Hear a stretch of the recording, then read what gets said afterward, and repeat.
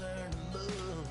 Sling it up, slap past the doors like a new paint job on a 4x4.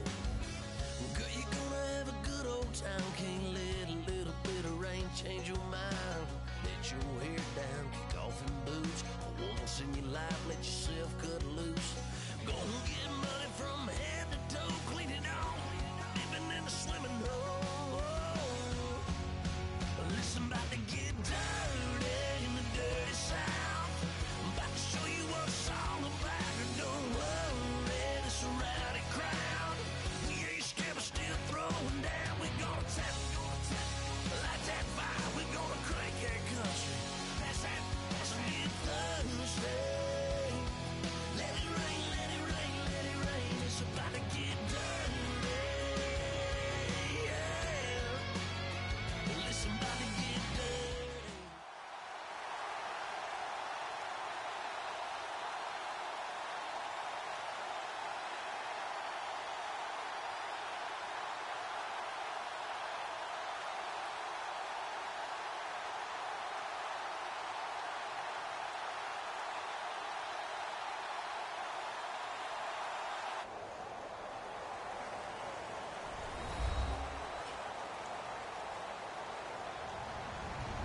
Hello, everybody. I'm Larry Ridley, and this is Madden 17 on EA Sports. Tonight's matchup features two quarterbacks who will be trying to lead their team to victory. It's the Giants going up against the Eagles. So with that, we'll send you up to the Lincoln Financial Field in Philadelphia, as we hand it over to our broadcasting team of Brandon Godden and Charles Davis. Thank you, Larry. It's the NFL on EA Sports as you take a look live there at Lincoln Financial Field in Philadelphia, PA. Coming up, we've got a good matchup on tap between the New York Giants and the Philadelphia Eagles. Here's Randy Bullock now to put toe to leather, and off we go from Lincoln Financial Field. This fielded a few yards into the end zone, and he's up past the 20 to the 22-yard line.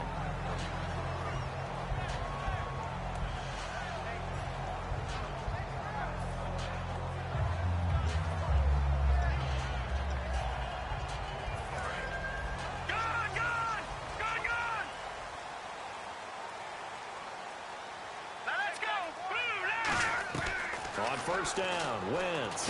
He targets Jordan Matthews, and it's caught. It's a gain of 14 there. And the Eagles are going to have a first down. And that's one of his advantages of a passer, is now with his height, setting back there in the pocket, firing it over the middle, he can really see everything clearly. It is, and I know that other quarterbacks get it done different ways, all right? You don't have to be his height to make a great play. But what he does is he takes away having to make those slide steps in the pocket to find angles to throw the ball through. He just throws right over the top of it because he can see everything, and sometimes that saves time and gets the ball to a receiver quicker. Give him 5 on the carry there, and it'll be second down. Now that's exactly what you want on a first down run. Pick up 5 yards, bring up 2nd and 5. The defensive line, though, they've got to figure out a way to out-leverage the guys up front because the offensive line is winning at the point of attack.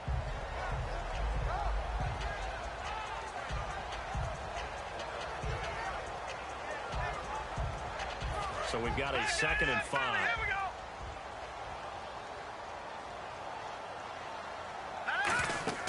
Now Wentz throwing on 2nd down. Now they go screen. It's complete.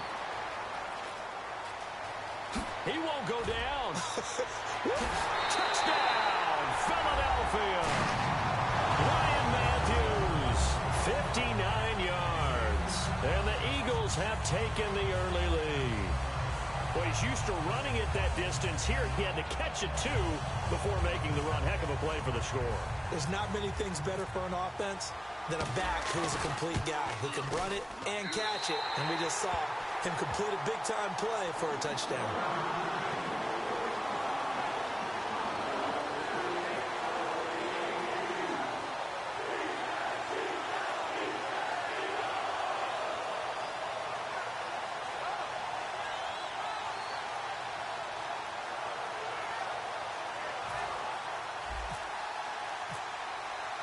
Now after the touchdown, it's Sturgis to send it away.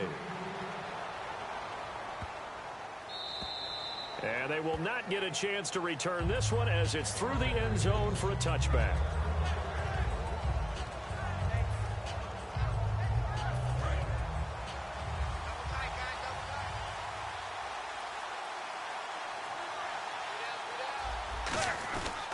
Here's the former 7th-round pick, Rashad Jennings.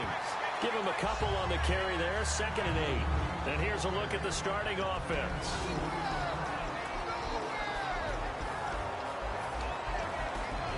Second down following the run.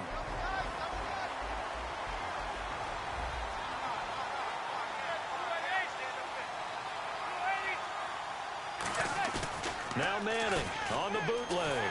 Under a heavy rush, and down he goes. Brandon Graham in there to bury him for a loss of 11. Now that was a passer's nightmare. The front door totally shut down by the defense, so he kept going backwards, hoping to find another avenue of escape. It didn't exist.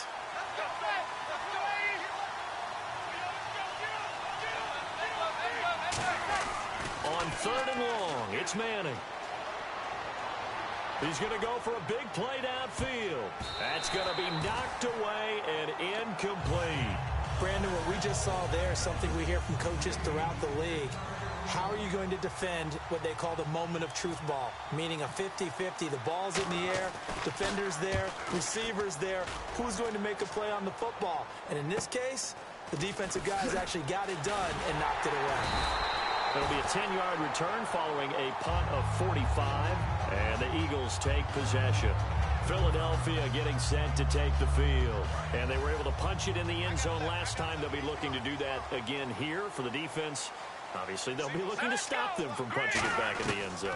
It always is punch-counter-punch, isn't it? And down he goes. They bring down Wentz on the sack. Jonathan Hankins getting in there from his defensive tackle spot to snow him under for a loss of 4.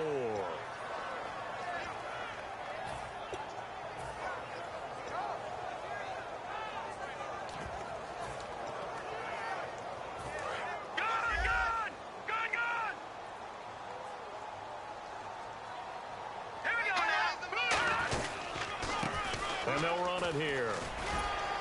And he's going to bull his way forward to the 48. Call it 7 yards on the carry, so a pretty good gain, but still left with a tough 3rd and 8. And once again, leverage wins. The offensive line, lower than the defensive front. They moved them and found some good space for the guy carrying the ball. They'll come out in the pistol. And on the outside, they're playing press coverage. And he'll get nothing out of that one. So it looks like the offense isn't going anywhere. They're going to go for it on 4th and 7. One of the things I love about this game is there's a match of wits throughout the game. Who's going to get the advantage? Who's going to catch someone off guard? I feel like the offense thought they might catch the defense off balance with that play call, but unfortunately, that didn't work for them. Boy, a curious decision to go for it. Doesn't pan out, and it'll be a turnover on downs. And New York set to take the field. And a 3 and out on that first drive. We'll see if they can do better here. They should have a better opportunity because the nerves should be settled now. That first series, everybody goes out with a little extra emotion. So now they get a chance to go back out and say, okay, now we're into the game. Let's go play and play as best we can. You almost get a mulligan then on that first drive. Sometimes it absolutely serves that way. You get a second opportunity. Nothing big happened. But then again, you didn't commit any mistakes either. Off you go. So now 11 yards to go for this offensive unit. It's 2nd down. Manning to throw on 2nd down. And here the hook up good to Victor Cruz. And he's brought down. And the play goes for 19 yards. Gives him a new set of downs. One thing I can say pretty safely, that route is not called if you don't have a guy who can throw the ball and put some mustard on it. Because if you're going to lollipop it in the middle of the field, bad things usually happen. It takes a strong-arm guy who can rifle it in there, and they were able to successfully complete that one. This is Jennings. And a short gain down to about the 33. 2 yards on the pickup there. It'll be 2nd and 8. And the defense now for the Eagles. Connor Barwin is one of the most versatile outside linebackers in the league. Started his collegiate career as a tight end and basketball player. You see that athletic ability on display each and every week. See if they stay on the ground for 2nd down.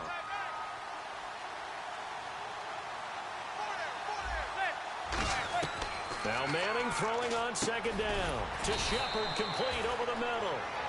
Call it a 3-yard gain, and they're going to face a third down. Alongside Charles Davis, I'm Brandon Gaudin, and it's the Giants with the football here as we begin quarter number 2. They've got a 3rd down and 5 to start things out.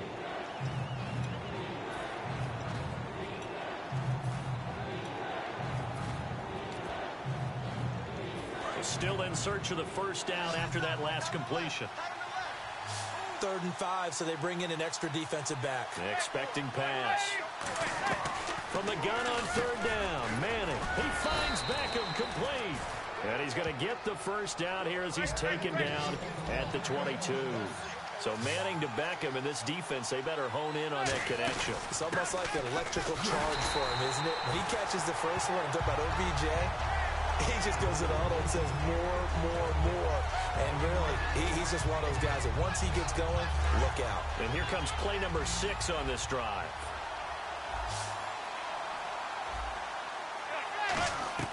On second down, here's Manning. And bringing it in right side here, Beckham. No gain on that one, and it's going to bring up a 3rd down. And that's when it's fun to play defense. When you're able to diagnose a play right from the beginning, get all your guys to the football, and spill the play, that's when you have a lot of fun playing on that side of the ball. Throwing is Manning on 3rd down. This is Shepard on the catch. 4 yards on the pickup, and that's going to bring up a 4th down. Here's Randy Bullock now as he'll go for the field goal. From the left hash, it's a 36-yard attempt. One hallmark of good defenses is understanding the game, understanding positioning, and tackling immediately in the secondary after catches. I think we just saw that on display right there. Got to him before he ever had a chance to think about turning it upfield. After the field goal now, it's Bullock to kick it away. This will be taken to the back of the end zone. And no run back here. This will be a touchback, and it comes out to the 25-yard line. Here comes Eagle offense now as they get set to take over here. And on that last drive, went for it on 4th, turned it over. A good job by their defense, though. They held them to 3, but this offense, they've got to be a little bit better, a little bit more careful here. And sometimes when you see these calls on 4th down, when they decide to go for it, it's not necessarily the coach saying, I believe in my offense. Sometimes the coach saying, I believe in my defense. I can afford to go for it here because if we don't get it, I don't think we'll give up more than 3. And that's exactly what happened. You think that factored in? I do. I think that he had that in his mind going into the game, that I'm going to be aggressive on offense because I know I've got a defense that can hold up their end.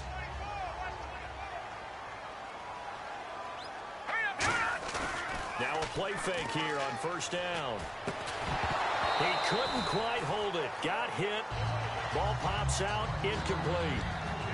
And, you know, one storyline that will be interesting to track, just switching gears here for a second while we have a moment, is 7 coaches with new teams this year in the NFL. See how that plays out as the regular season gets going. And they got to their present assignment so many different ways. Chip Kelly getting a second opportunity in the NFL after Philadelphia. He's in San Francisco now.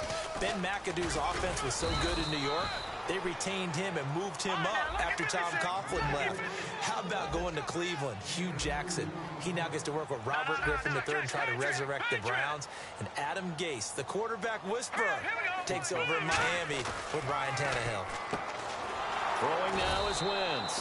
And Matthews has it right side. The offense staying out there. They look prepared to go here on 4th and 10. They threw the screen to the perimeter, but to no benefit at all. Tackled behind the line of scrimmage for a loss of yardage. Wentz going to throw. Looking to hit Matthews, but it's intercepted. A great read, and it's picked off. And he'll get this one out to the 50 to the midfield stripe. And here comes the Giants offense back out onto the field. And last time able to get 3. It's not what they wanted. They wanted 6, but they got at least something. They mustered something out of the drive. They'll take it. I like the way you've described it. Not ideal, but they'll take it. Anything to put some points on the board. But this time on offense, they don't even want to see the field goal kicker trot on the field. They want that ball in the end zone. Yeah, they'll be going for 6. But that's the Kickstarter right there. Eli Manning finding his guy, Odell Beckham Jr. Yeah, it's a deadly combination, isn't it? It really is, but what really makes it work is just how unflappable Eli is with his demeanor, able to maintain his calm and his poise, because we know OBJ, he can run pretty hot and get excited out there. Sometimes just one-handed grabs for him. It doesn't matter what it is. Just throw it up there. He'll go get it. I thought guys that were over 30 weren't supposed to run the football this well in the National Football League. How about that veteran leadership? A big-time run combined with some nice blocking by his offensive line, showing that the ins and outs of being a veteran still has his place in this league. His odometer is not totally turned over yet.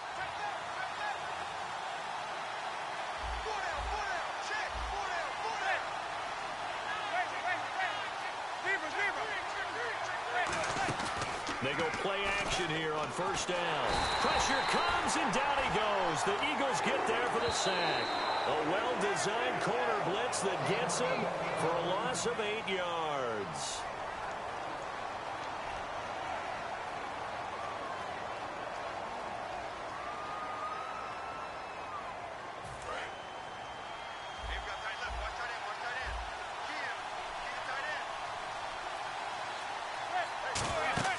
Manning to throw on second down. They go screenplay with Jennings. And he's able to get it to the edge of the red zone at the 20-yard line. It'll be a pickup of 12 yards. And just like that, it's third down. I wonder what was going through his mind when he got the play call. He just got sacked on the previous play. He knows they're coming after him again. A little bit of guts to stand in there, take the hit, and successfully complete the screen pass. Really well done.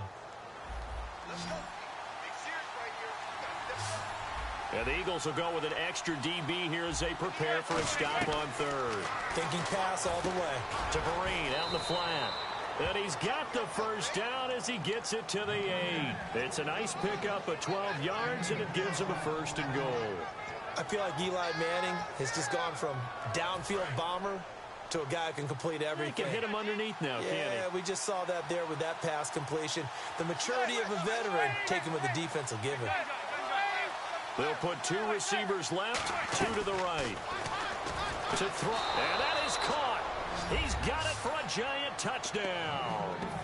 Odell Beckham from 8 yards out, and the Giants are in for 6. And while that touchdown does not give them an insurmountable lead, it's still a lead, and that always feels good to a team. They'd love to take that into the lockers, but a little time left on that clock, so some work to do. I like that. I like how you're guarding against a letdown there. Already looking forward. Coaching them up from right up here in the booth. And Philadelphia ready to get going on offense again. And what do you think goes on here in this situation? If you got the football, you're trailing, you're back in your own territory with just a little time. Do you try something? You're thinking about jump-starting your team, right? You just mentioned they're down. They're trying to get back into the game. But you got to figure. And now the Giants will stop play as they take a timeout defensively. It's just their first, so they'll have 2 remaining here before we get to halftime. Now Wentz throwing on second down. And he fires one incomplete. Jordan Matthews, the one he was looking for. And they're going to have a third down. We know it's not an easy job to go out and catch passes when people are trying to tackle you and knock the ball away. But the bottom line is, that's a pass he's got to have and a pass he should have caught. Here's Sproles. And he will have a first down as they get him to the ground at the 37. It's a 9-yard gain, and it keeps the drive moving. So the offense has it 1st and 10. On third down, that's a good job of situational football and understanding where the first down marker was and getting there. And he's going to be met at the line of scrimmage and taken down. Just a yard on the first down carry, so it's 2nd and 9.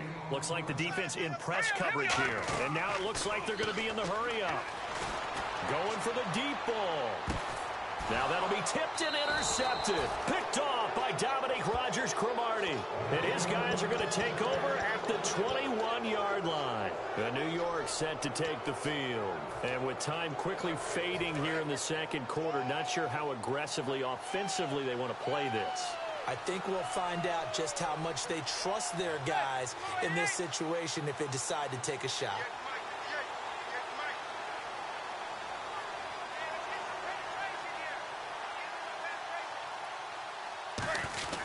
They'll begin the drive with Rashad Jennings. And they're able to get this one across the 35. They give him 14 yards that time and a fresh set of downs. Absolutely love the run right there. This guy's known for his quickness, but also for his speed. And he's able to get to the second level almost before you blink if you give him any type of blocking. Always talk about slot receivers. They're usually known as quicker than fast. In this case, we've got to... Now whistles come in. We're going to get a timeout here by the offense. And with halftime on the horizon, they'll be out of timeouts from here forward. So 2nd and 10 here.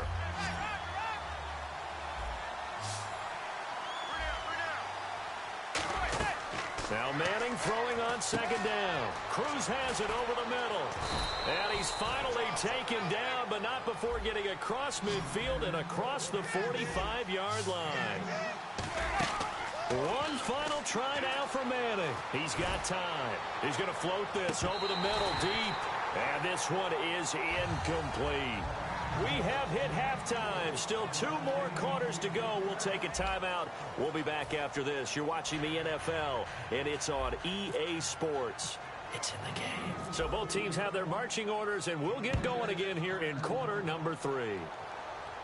That's fielded in the end zone.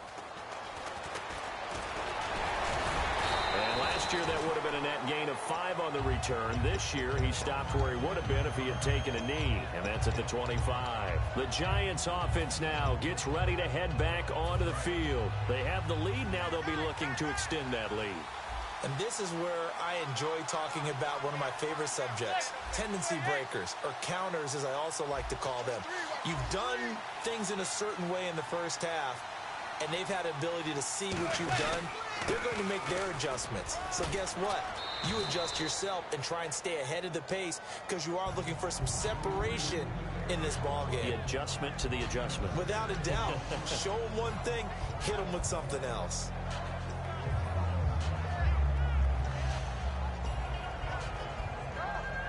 And after the play on the ground, that brings up 2nd down here. They come up in an offset eye. To throw is Manning. Oh, he's got a man wide open, complete. It's a 10-yard pickup, and it moves the chains.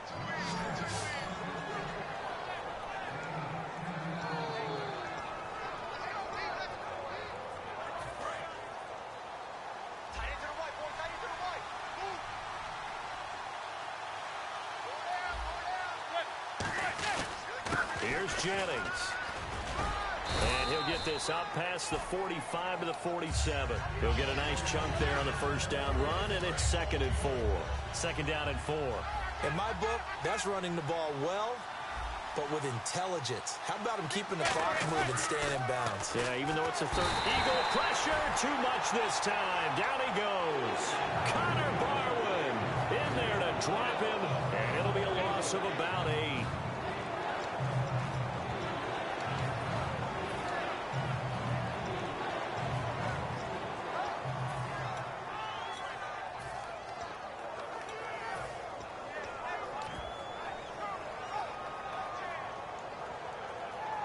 So a big sack on 2nd down. Now let's see what the offense has in store for 3rd.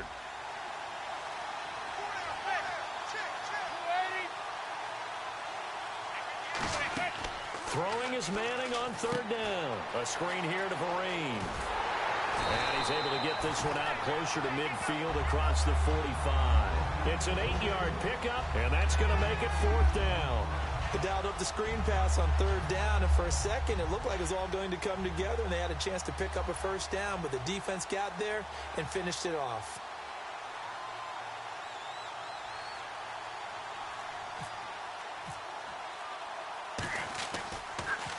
His first punt, 48 yards. This one looks equally as good.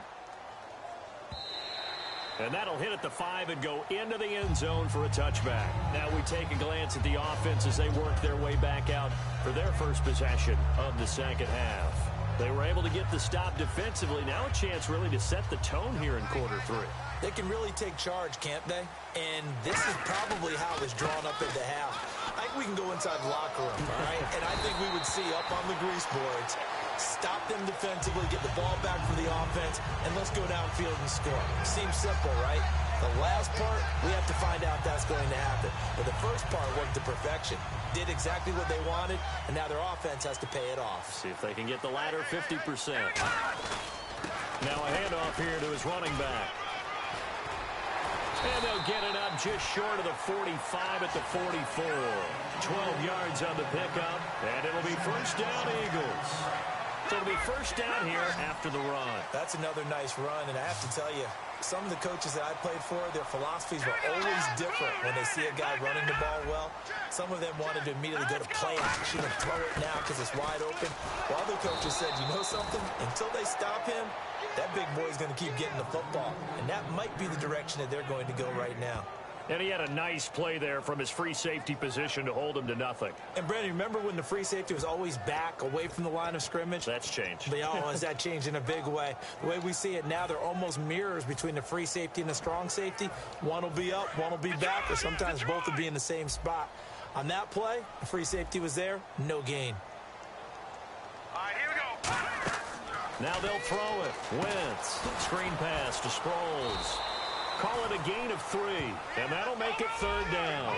In order for a screen pass to break big, a lot of things have to come together and be well executed, but all it takes is one small thing to go wrong and keep it from being a big game. Over. Here we go now. Blue 90. Blue 90.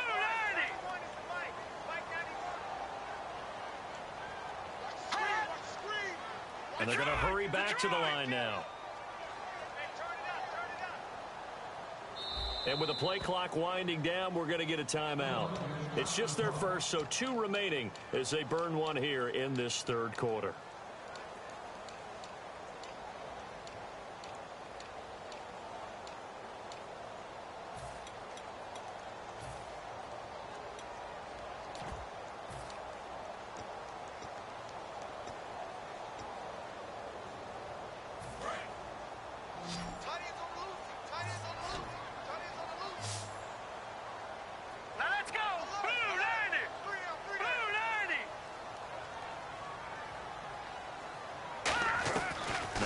On third down.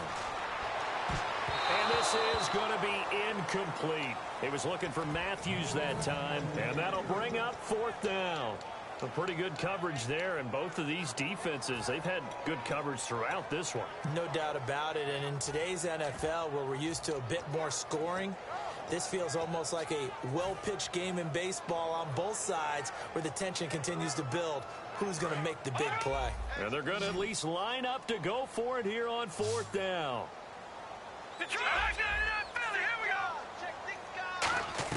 Here we go on fourth down with Wentz.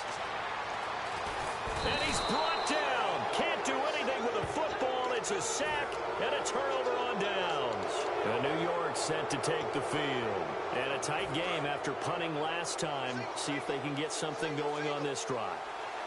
As they head to the field now, with the game this close, you got to feel there's a sense of urgency for them going on offense right now. But they have to do it without letting panic creep in and affect their play. And 15 yards there on the catch and run.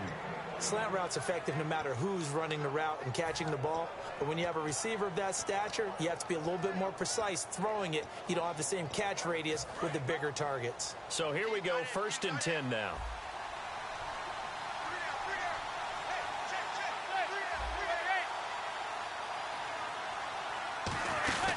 They'll run it now out of the gun. And he'll be taken down after a decent gain, and that will bring us to the end of this third quarter of play. And welcome back. We are in the city of brotherly love, Philadelphia. It's been a good one so far, just a 2-point game here as we get set for quarter number 4.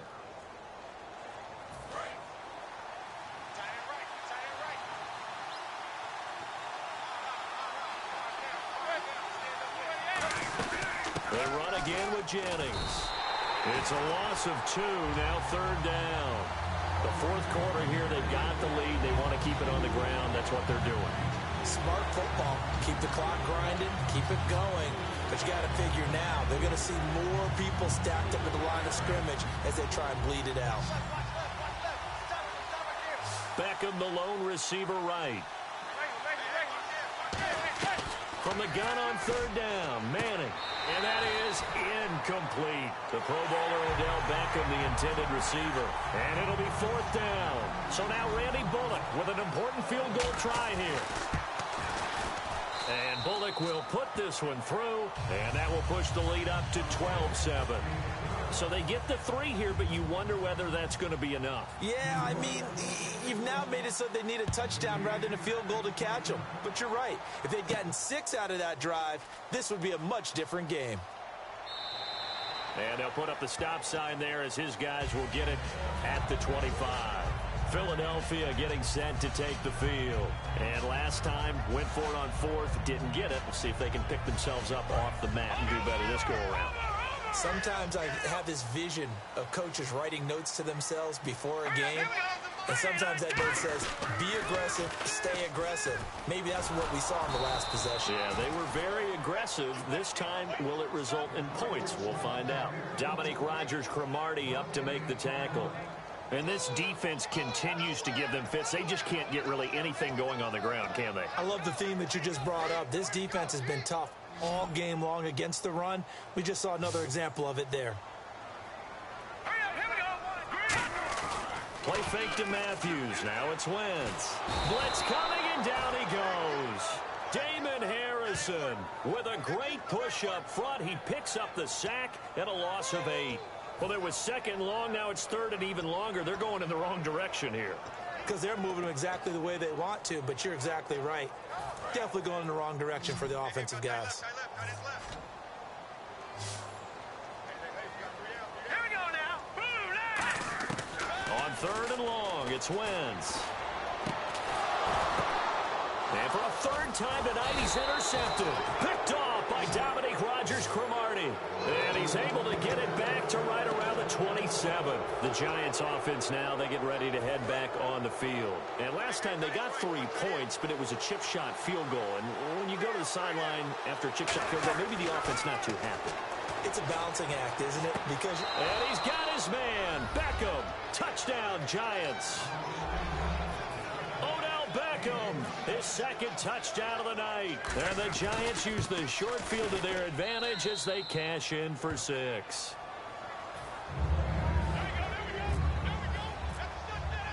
Now Bullock will send this one away after the touchdown. No Phillies Finest live on YouTube, man. First game of the day and I lost. Not making any excuses, but my PlayStation did an update and its camera toggle dual messes on, so I can't do my direct routes. I can't reroute corners and that. But even though I couldn't do all that, I still threw the game away. You know what I mean? Drove down the field on my first drive. Lost perspective. just go ahead and be loose with the football again. And down he goes. See the blitz coming. I'm not throwing it to my hot man. I'm just sitting there watching. In there to bring him down for a loss of 7. Should have kept running the ball. He couldn't stop my run. My run was killing me. Now Wentz throwing on 2nd down. Look at this shit. Come on. Come on. Really? So incomplete on 2nd down. Now they'll look to convert here on 3rd. From the gun on 3rd down, Wentz surveying the field. This complete to Josh Huff. 12 yards is the pickup there, and that's going to bring all up day. 4th down. That's all day. I ain't do no comeback patterns. I don't know. I'm sitting there and not even playing my game. After the first drive, I ain't think. Look at him. Dang. Nice chunk of yardage picked up there. Looking to jam the receivers at the line here. Press coverage look defensively. Now Wentz, gotta have this one. Come on, listen to this bullshit here. Get the fuck out of here. Convert there on 4th. And the Giants are going to take over in great field position. And New York set to take the field. And they will simply, Charles, be looking to duplicate what they did last drive when they were able to push it in for 6. And they hope it'll be that easy, right? To be able to take exactly what happened before, replicate it. They've got to make a few additional changes along the way because I'm sure the defense will make... And he will take it on in for a Giant touchdown. Odell Beckham, 29 yards. And the Giants are able to grow their lead. And this is obviously quite a performance. And most of the time when we talk about someone putting a team on their back, I think we're talking about a guy who runs the football. In this case, it's a guy out wide catching it, and he's done exactly that. Truly leading his team right now towards victory. 3 touchdown catches. He's been the headliner. And a good effort on the return there. Gets him across the 30 to the 33-yard line. The Eagles offense now, they head back on the field. And last time this unit was out here, costly turnover, and then that turned into 6 points. They've got to make amends. And how many times have we sat in meetings with coaches and they use the term complementary football? Offense take care of the defense, defense take care of the offense. That didn't happen on the last possession. This is and for the 4th time tonight, it's an interception. A great read, and it's picked off. And he will bring it back. It's a pick 6 and a Giants touchdown. Short throw pick 6 right there. Those linebackers, they love when those short throws come and those eyes get real wide, don't they? How about the anticipation on the play? Reading, reacting, and then the ability to catch the football and take it in the opposite direction. So they'll get another shot on offense following that. I hate these nut-ass camera views. That's why I usually turn this shit off. This shit the corniest shit, man. Look. And he will be brought down here. Shit got you up on a space shuttle watching the game. You on a space shuttle. This shit corny. It's cool though. Look at this. But I'm gonna change all this shit. They begin the drive with Ryan Matthews. And not a whole lot to speak of there as they'll bring him down shy of the 20. 2 yards on the carry there. It'll be 2nd down. And they're going to speed things up here. Wentz. Come on, man. It's two drops. Trying to get it to Zach Ertz that time. It's 2 drops. To a 3rd down. Even in today's NFL, when we think of the tight end position now as really a glorified wide receiver, we're still asking a lot of those guys. They have to block as well, and every now and then, they don't come down with the football. Now Wentz. Screen pass to Sproles. Come on, Darren Sproles. 23. They're already slim hopes are going to ride on this one. They'll go on 4th down. And on the outside, they're playing press coverage. For a second there, I thought that might break big. Screen pass. Looked like it was coming together. Looked like there was an opening. Still, ended up with a solid game. And New York set to take the field. And that recipe on their last drive that resulted in a touchdown looked pretty good, so they'll be hoping to do that once more. And it takes me back to when we sat with the offensive coordinator and the head coach. They felt pretty good about their game plan and thought there were some holes in the defense, and they exploited them the last time out. Let's see if they can come back and put together a similar drive. And we'll see if they can do just that. Now it's Jennings. And he'll be brought down this time at the 5-yard line. 7 yards on the pickup there, and now they've got it 1st and goal. Looking to speed things up here, going with some tempo. Manning going to throw. Under pressure, down he goes. Sacked at the 10.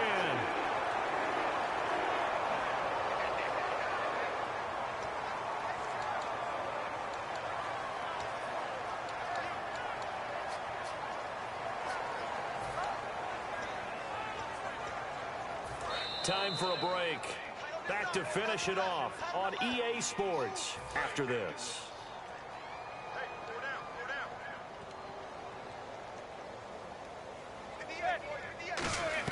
Manning to throw on 2nd down.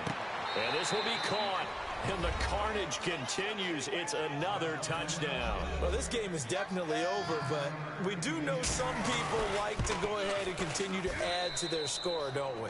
Yeah, I don't know that they need to add any more right now, though. I'm just starting to think about those dinner plans tonight, my friend. Well, you and I will be thinking about dinner plans, but we also know they're playing people are thinking, how can I get some more scores for my fantasy, for other things? They're trying to figure that part out now. By the way, last weekend we went sushi because that's what you wanted. We're going steak tonight. I'm in. All right.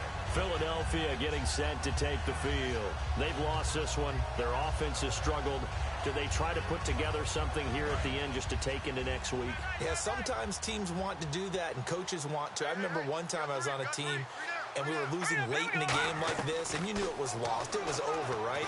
And the coach called a running play and pretty much said to everyone, I want to see something executed well before we get out of here. And that was the message to the team. Just something to build on. Just something to build on, get it done, and maybe we can look at that and say, we'll get better as we go forward. And they get him down, but not before he takes it across the 40-yard line. It's a pickup of 16 there, and it'll lead to a new set of downs. Well, depending on the temperament of the head coach, he's either turning to the bench and screaming, what was that all game? Or maybe he's just kind of keeping it to himself and saying, okay, it's something to build on, and a positive comes out of a bad game because those are going to happen from time to time. We'll see how he gets his team ready to go in the future. But that run right there, that's what they were looking for. Play fake to Matthews. Now it's Wentz. And his throw's going to be incomplete. Matthews the intended target, and it'll be 3rd and 10 now.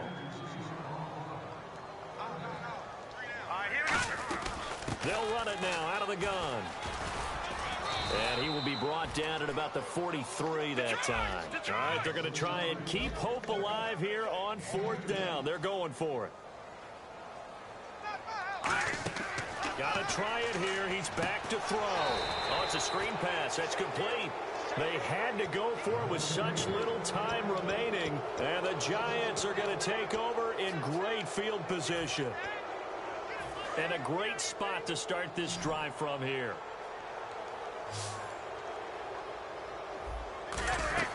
Manning looking to throw it to Shepard, complete over the middle. And this time not quite to the 30. It'll be down at the 31-yard line.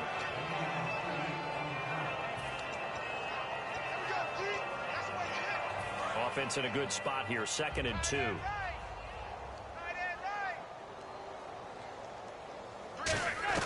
On 2nd down, here's Manning. Over the middle to Beckham. And he'll be a couple yards shy of the red zone here at the 22-yard line. They get 9 out of that one, and as a result, the drive continues. They're going to hurry back to the line now. To throw, it's Manning. His throw caught right around the 6. 19 yards on the pickup there, and now they'll have it 1st and goal. Yes, indeed. Eli Manning to Odell Beckham Jr. When they do it over and over, they usually win games. Yeah, and you know the video game Madden, right? Of course. Yeah, that's why he's a big reason that Odell Beckham was on the cover in 16 with the arm stretched out, that famous one-handed catch. Yeah, and he did that a lot, didn't he? Manning to throw once more. That'll be incomplete with 9 seconds now showing on the clock. All defenders get tired of hearing about their lack of hands and why they're playing defense instead of offense. But in this situation, it was the hands that made the play. Batting the ball away on an attempted touchdown pass. And they are going to score again. Yet another touchdown as they just add to their totals. So a little icing on the cake there. Oh, they get to the football. It's blocked.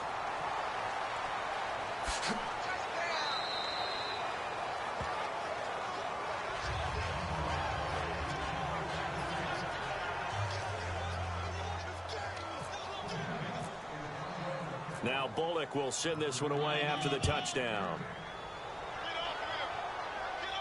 On the return now, it's Josh Huff. And he'll take this up past the 20 and down at the 22-yard line. The Eagles offense now gets set to head back onto the field. They are just obviously getting shellacked here in this one, Charles. What's the message if you're a coach for this final drive in a lopsided game like this? For a lot of coaches, be honest. Don't forget today. Don't forget what has happened out here. Yeah, use that as ammo going forward. Exactly. Take a great look at that scoreboard. Realize how poorly everything was today. Man, it wasn't set to where like the camera toggle was on, that none of that other shit was on. I ain't like this shit, but I did block a punt. You may meet up with this team again. Well, I don't know that we saw a blowout loss coming of this magnitude. Boy, they've got to be shaking their heads in the locker room. Not only are they shaking their heads, the head coach looked absolutely furious leaving the field. I'm not sure this will be the best week of work for his team next week.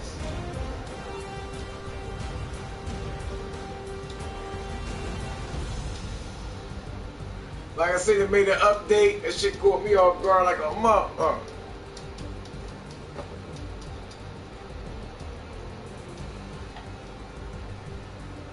Can't be losing my home. Matthews, I ain't giving him the ball enough. Fuck. So that'll do it for us. For Charles Davis and all our crew, I'm Brandon Gaudin. You've been watching 4 takeaways on EA Sports. can't win like that. And I still was in the game. It was 9. The score was 9 to motherfucking 9-7 going in the fourth quarter. I just let that camera toggle shit play with my mind, man.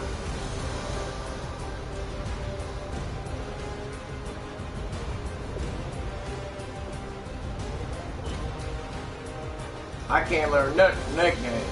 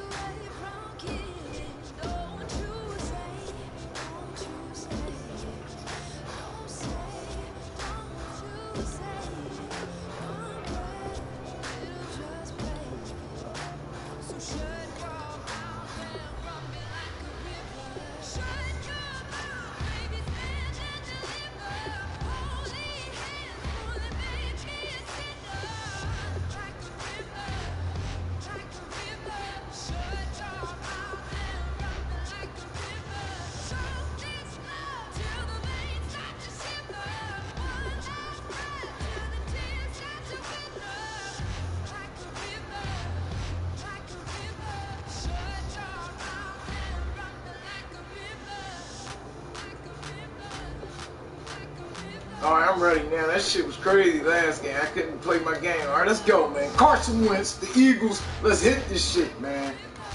I ain't like that loss. We gotta come back and redeem our motherfucking self. All no holds barred, man. Blow somebody out next game and we're going for the jumper. Ball.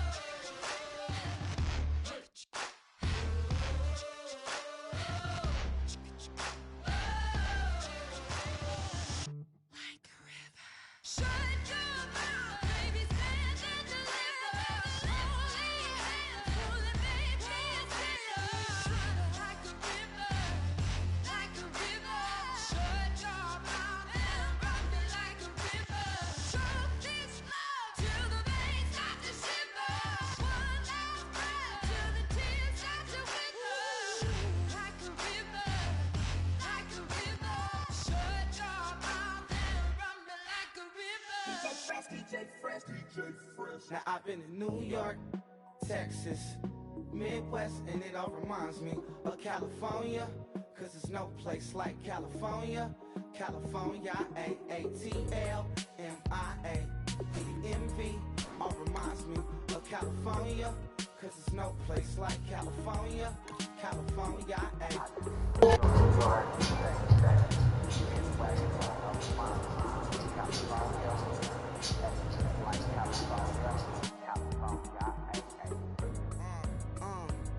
I got some out in Dallas, now I'm smelling like LA. Met a from Miami to the Machiavelli. Left the kids on the belly, left the vid on my celly. She ate like spaghetti, I'm hitting gas and Andretti. Met some killers in Memphis, like they from Oakland. Give me my flowers while I can smell them. Ain't talking about roses, literally I'm lean. Mix it like a bought it in Nashville. Then I woke up in Tulsa, Oklahoma. It's sun California, but nothing like Compton. It's more like Calistoga, and it's hot as Arizona. I pop me a Fresno, hard colder than Minnesota in October. Don't interrupt, darling, I'm in the zone. Why does everywhere I go just remind me of home?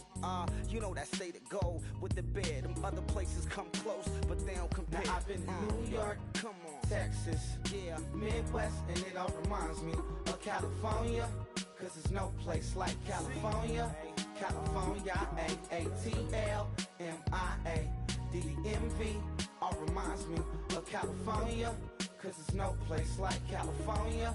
California, California, no place like California. Fresh off a flight to Boston, got a BZ in Maryland that I pipe too often. Headed right to Austin, most likely.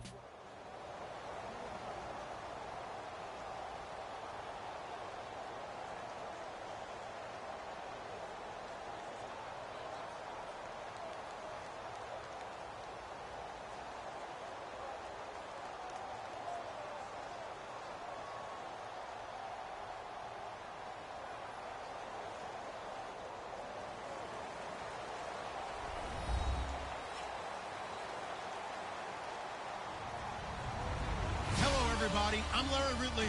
You're tuned in to the NFL on EA Sports. As we head towards kickoff, two quarterbacks will be on the field today trying to push their team to victory. It's the Eagles going up against the Cowboys. With that, we'll send you out to Arlington, Texas. Here's Brandon Guyton and Charles Davis. Thank you, Larry. EA Sports coverage of the NFL brings us to the Lone Star State and mammoth AT&T Stadium in Arlington, Texas. Today, we've got a good NFC matchup on tap between the Philadelphia Eagles and the Dallas Cowboys.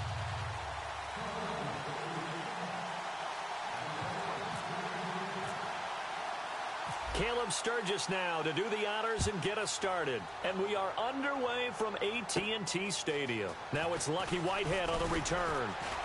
And a pretty good return here. He'll be stopped just shy of the 20.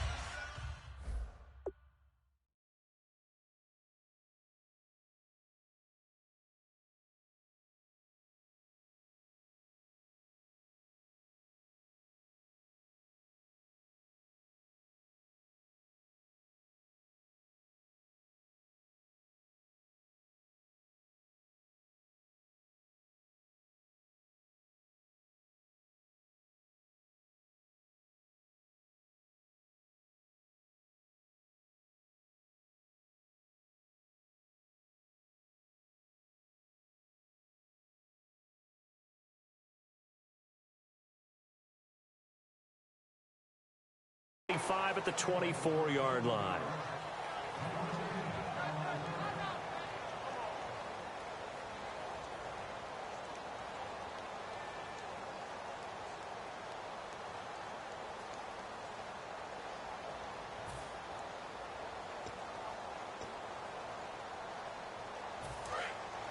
Looks like the defense in press coverage here. Here's the first carry for Ezekiel Elliott. Officially no gain on the play, and it's second down. This offensive unit today, they're going to need Dez. A full combo plate. Size, speed, toughness, not to mention incredible aggressiveness going and getting the football.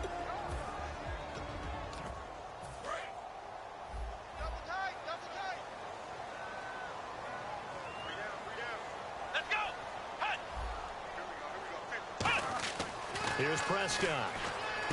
And on the left side, he's got Witten. And he's able to get out to the 32, brought down there. Give him 7 on the play, and all of a sudden here, it's third down.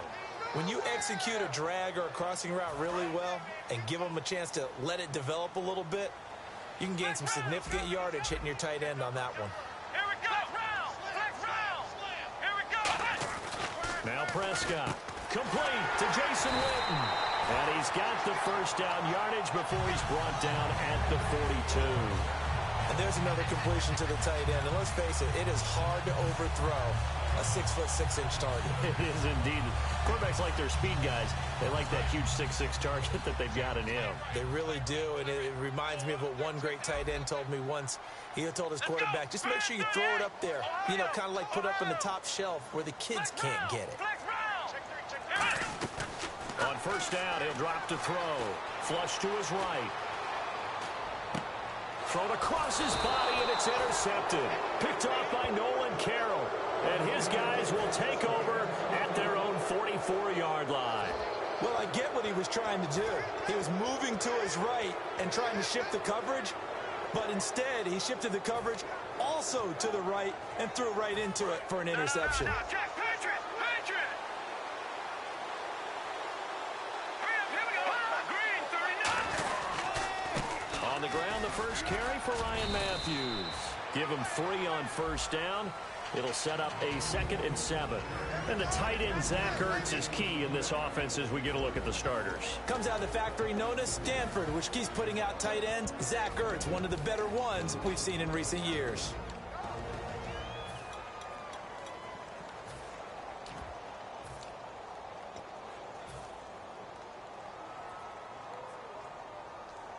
Now it's 2nd and 7.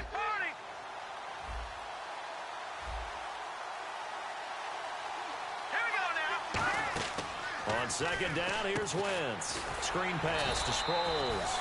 And he'll go down right around the 47 this time. Call it a 1-yard gain on the play, and that's going to lead to a 3rd down. Here we go. Now Wentz on 3rd down. He's going to flip that out to the flat. It's complete. And he will have a first down here at about the 40. They pick up 12 on the play there, and they move the chains. I know most of the time when the ball's in the air, you're thinking wide receiver, tight end, but running backs, they can be a big part of any passing offense nowadays.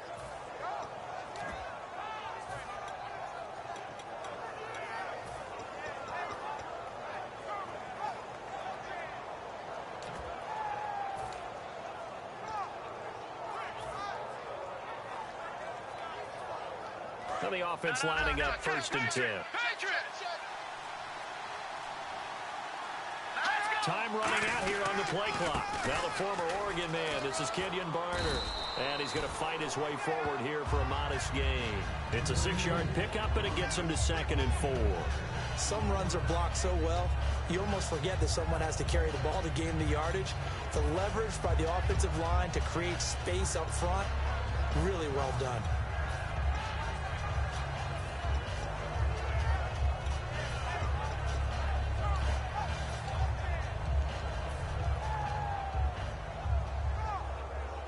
Second down following the run.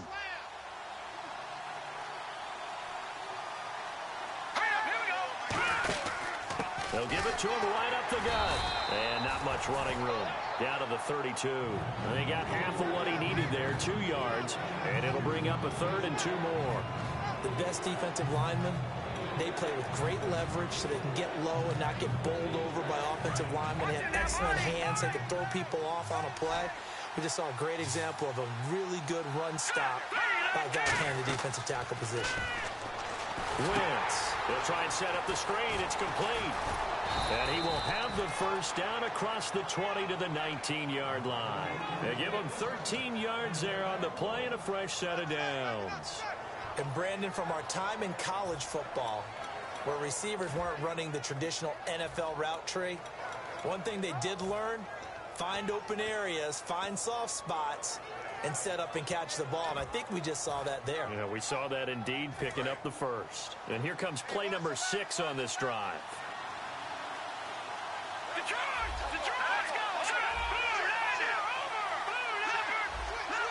They'll need to get the play off quickly. Now contact up front as penalty markers come in. Who is this against?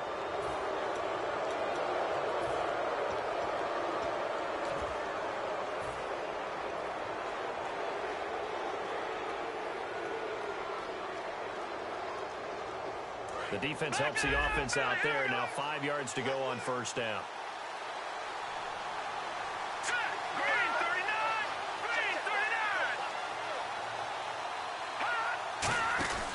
And on the ground they go with a running back. And he goes backwards here, losing yardage back to the 16. It's a loss of 2 there, bringing up second down.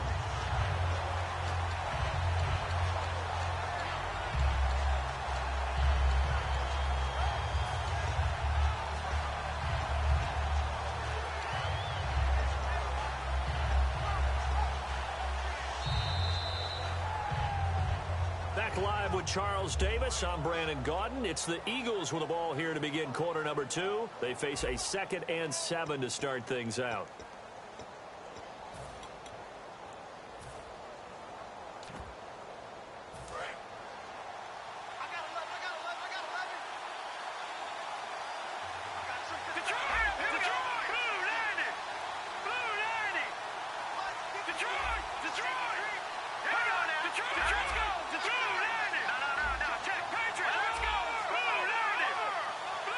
In motion right comes Matthews.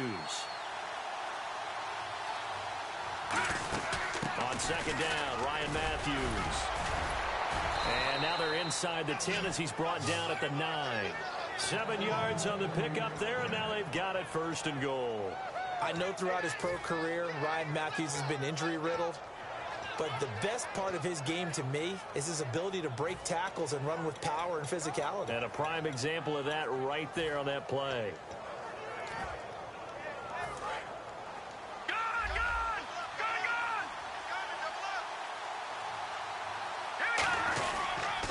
Now they'll run it on the toss. And he is going to lose yardage here. It's a loss of a yard there, and now 2nd down. One thing I know, defensive coaches love it when they don't have to invite their players to the party. This strong safety, you never have to ask him twice to help in run support. He's going to arrive and in a bad mood.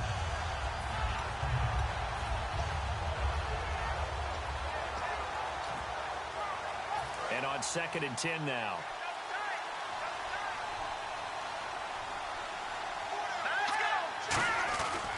They'll give it to him right up the gut.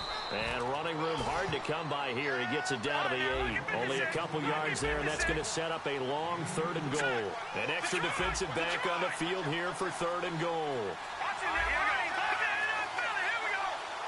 So now 3rd and goal. Oh, he tried to pitch it, and the ball's loose. On plays like this where the ball comes free, it's often unusual for the team that lost it to get it back. Because this is a quarterback. The ball gets away from him. Everyone else is trying to execute what they're supposed to do on offense. They're usually looking in the other direction, downfield, or have moved away from him. In this case, though, a teammate is able to come up with the ball. So now on 4th down, the Eagles will hand things over to their field goal kicker, and that's Caleb Sturgis. From the left hash, should be a fairly easy one here. And Sturgis able to knock it through. And the Eagles, they take a 3-0 lead. And Charles, they get the field goal. Took them a dozen plays, though. Work with me on this one. You know what I'm about to say, right? Bend but don't break. That's what came into play here for the defense. 12 plays were run at them. They only gave up 3 points. In a lot of ways, that's a win for the defense.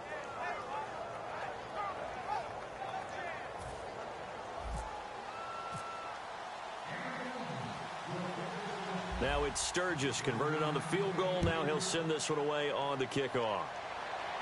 And no return on this one as the fair catch is signaled for and taken.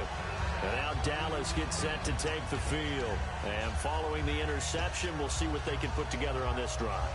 I can hear my old college coach right now. He always used to tell us before every game, the team making the fewest mistakes will win. What they're hoping is that last mistake is their only one of the game. Coaches, that's all they talk about, turnovers, right? Minimizing those and maximizing opportunities. They start on the ground with Elliott. And he powers his way up past the 30. It's a 6-yard gain on the ground, and that'll make it 2nd and 4. First play of the drive, let's give credit all around. Excellent blocking.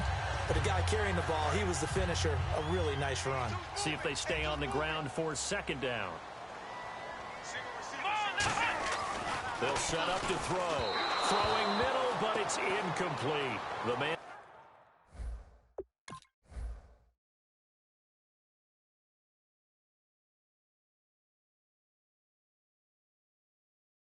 with over 1,000 catches, Jason Witten, the intended receiver. And it'll be 3rd down.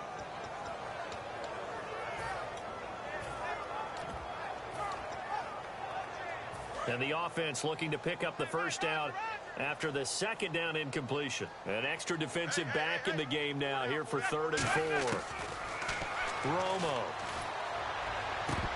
And His first throw here is incomplete. Cole Beasley, the intended target. And that's going to make it 4th down. It's a tried-and-true formula, and I don't think it'll change for as long as we play football. If someone's trying to throw the ball and you can put pressure on them and make it tough, that's only going to help your defense. Yeah, he's since being hurried. He got rid of it before taking the hit, but incomplete.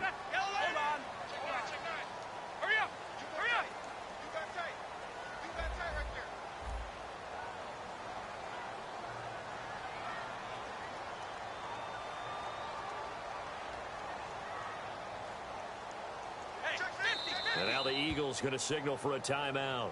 They'll have 2 remaining as we step aside here in this second quarter.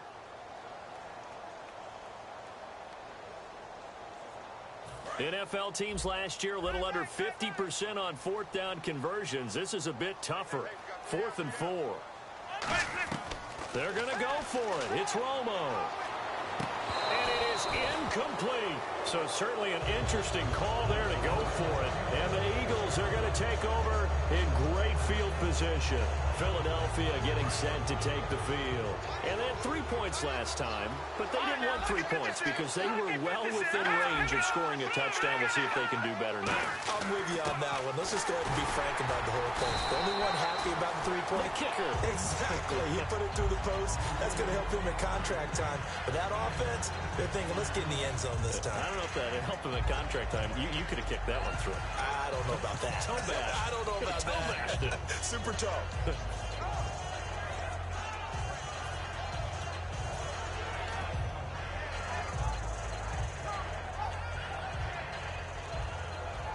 And after the play on the ground, that brings up 2nd down here.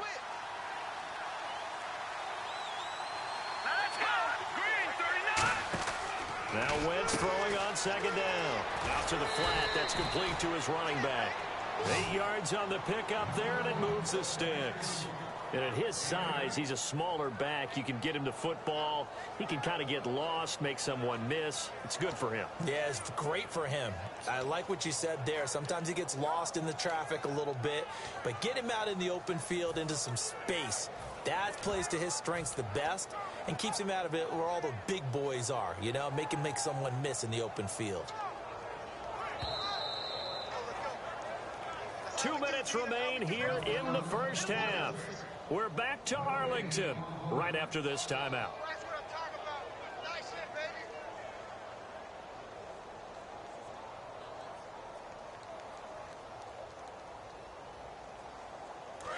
Watch it now, Barney. Get wide. 1 receiver left, 2 to the right. All right, here we go. Boom, They'll run it now out of the gun. And he'll take this one down near the 15. Give him a couple on the carry there. 2nd and 8. 2nd down following the run. That's a good play by the guys on the defensive side of the ball. Held him to a gain of 2. And that changes the playbook a little bit now for the guy calling plays. 2nd and 8. Now he's got to probably think about going to the air instead of maybe staying with the ground game.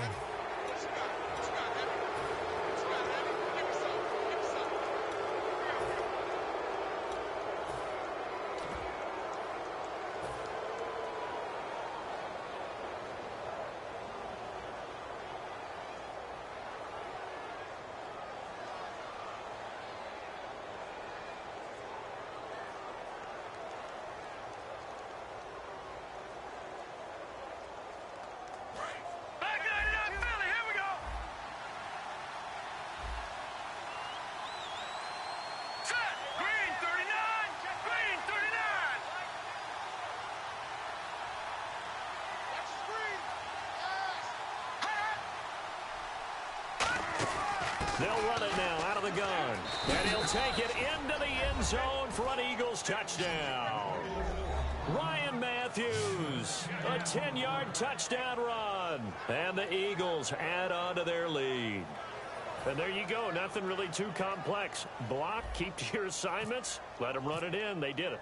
Fundamental football. Good blocking, beats good tackling on that play. End result, touchdown. It's up and good, and that'll increase their lead to 10-zip.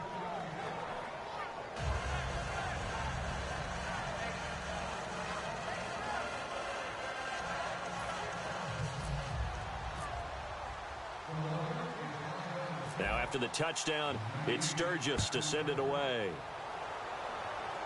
And a fair catch signaled for and taken successfully. So out come the Cowboys now as their offense gets set to take over. And last time out, went for it on 4th down, turned it over, gave them great field position, turned it 6 points, so they've got to recover here, Charles. It's amazing what one decision can do in the chain of events, right? The decision to go for it on 4th down caused all of that. Caused every bit of it, but it showed confidence. Hey, I've got confidence in you guys. Go pick it up for them. Didn't happen. Also showed confidence in the defense.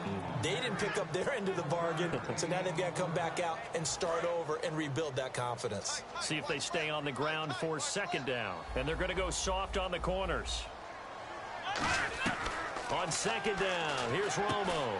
And the hit jarred it loose. It's incomplete.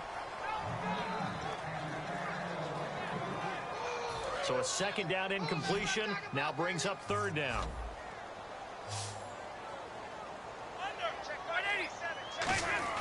Throwing on 3rd down, Romo. And an incomplete pass. That'll stop the clock here with just under a minute to play in half number 1. So the Cowboys will punt it on 4th down, as on is the veteran Chris Jones to kick it away. Back deep is Darren Sproles.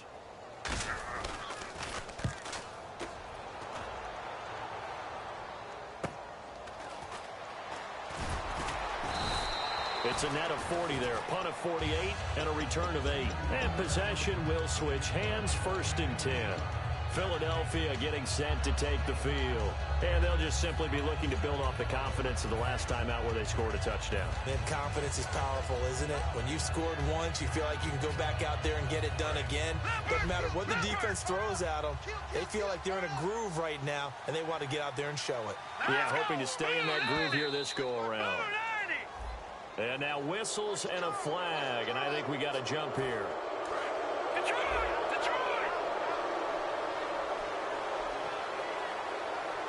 Let's go! Green 39! They'll run it now out of the gun. Looking to find a lane, but he can't rein in at the line of scrimmage. That's going to go as a loss of a yard, and it'll be 2nd down. And the offense moving quickly to the line. Wentz to throw on 2nd down, eluding the pressure right. And he'll be taken down across the 50 at the 45 in enemy territory. Now hold everything here. We're going to get a timeout by the offense. So that means they're down to 1 remaining here as we head toward halftime.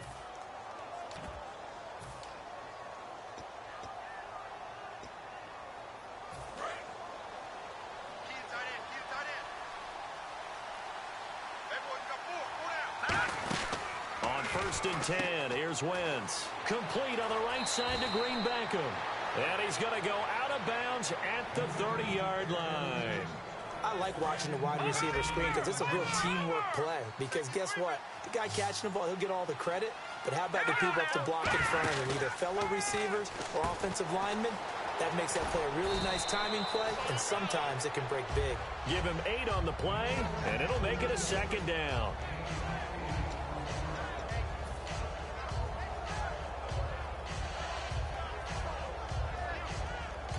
Now whistles come in. We're going to get a timeout here by the offense. And with halftime on the horizon, they'll be out of timeouts from here forward. So 3 seconds here remain in the half. On is the field goal unit to see about getting 3 points. He hit his first, this one from 38. And Sturgis able to knock it through. So we've hit intermission. It's halftime. This is the NFL, and it's a presentation of EA Sports. And how about this right out of the locker room? An onside kick attempt.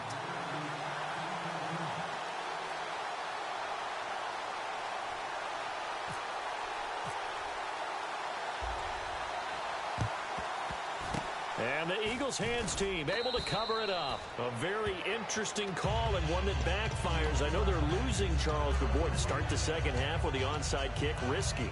Felt like a sense of urgency from their side, coupled with, you and I both know the special teams coordinators, they sell their key plays each and every week to the head coach, don't they? And I guarantee he's been selling this one. We can get it, coach, we can get it. And that came together with that sense of urgency you talked about. Second half starts with a run by Ryan Matthews. And good penetration here. He'll get this down only to about the 49-yard line. And third quarter here, you've got the lead. This is where that strong run game can really benefit you. Stayed in bounds there, kept the clock going. I like all the points you just made there. And if you throw the football and it's incomplete, now you've stopped the clock and you've helped out the guys on the other side of the ball. So keep it in the hands of those runners. Keep moving it. Keep grinding clock. And after the play on the ground, that brings up second down here. Here we go now. Green 39. On second down, here's Wentz. That's caught inside the 20. And he gets this one all the way down inside the 15, just shy of the 10. Now that play will end up on the highlights, and you'll see it all over the place. But what you won't see, the offensive line that bought the extra time, that allowed for the big completion downfield, those guys made that play possible. Now they'll run it on the toss. And they'll go backwards here, losing yardage to the 14. That's going to go as a loss of 2, and it'll be second down. Jalen Smith out of Notre Dame. Partner, that's got to be one of the best stories in the NFL, seeing him out on the field. Yeah, it really is. That injury that he had during the bowl game against Ohio State, boy, that hurt his draft stock. So nice to see him out there. I had him rated as the top player in his class in 2016 before his injury. He ends up going in the second round, and now he's starting to make the plays we expected to see. Byron Jones in there to make the tackle. I do know from experience that when you slow down someone's running game, you're now doing the dictating on defense. And guess what?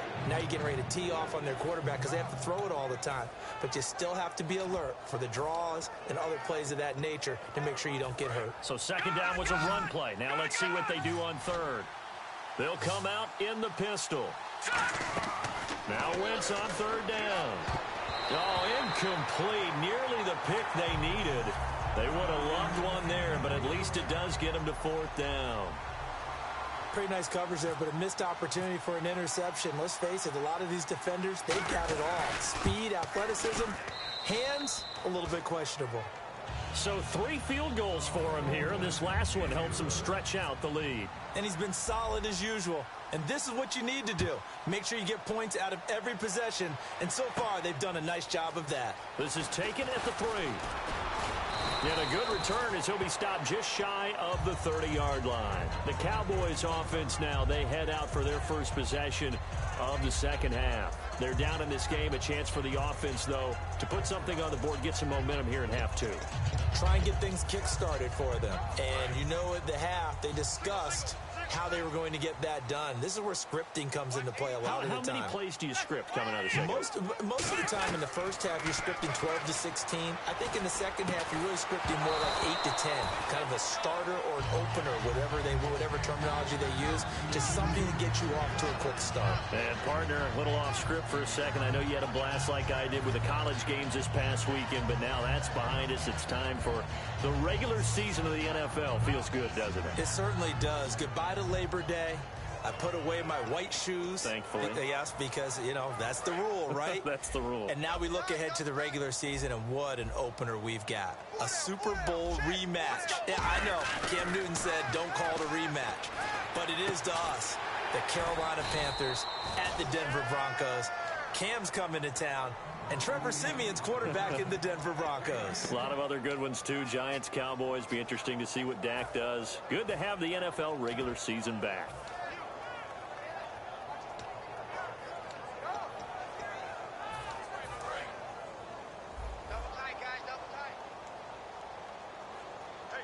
They come out with 1 back and 3 tight ends.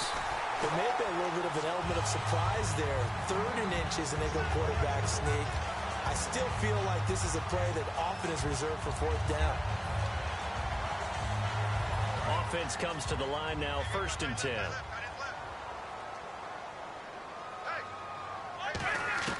After the run, now Romo going to throw. That is incomplete. Well, partner, now that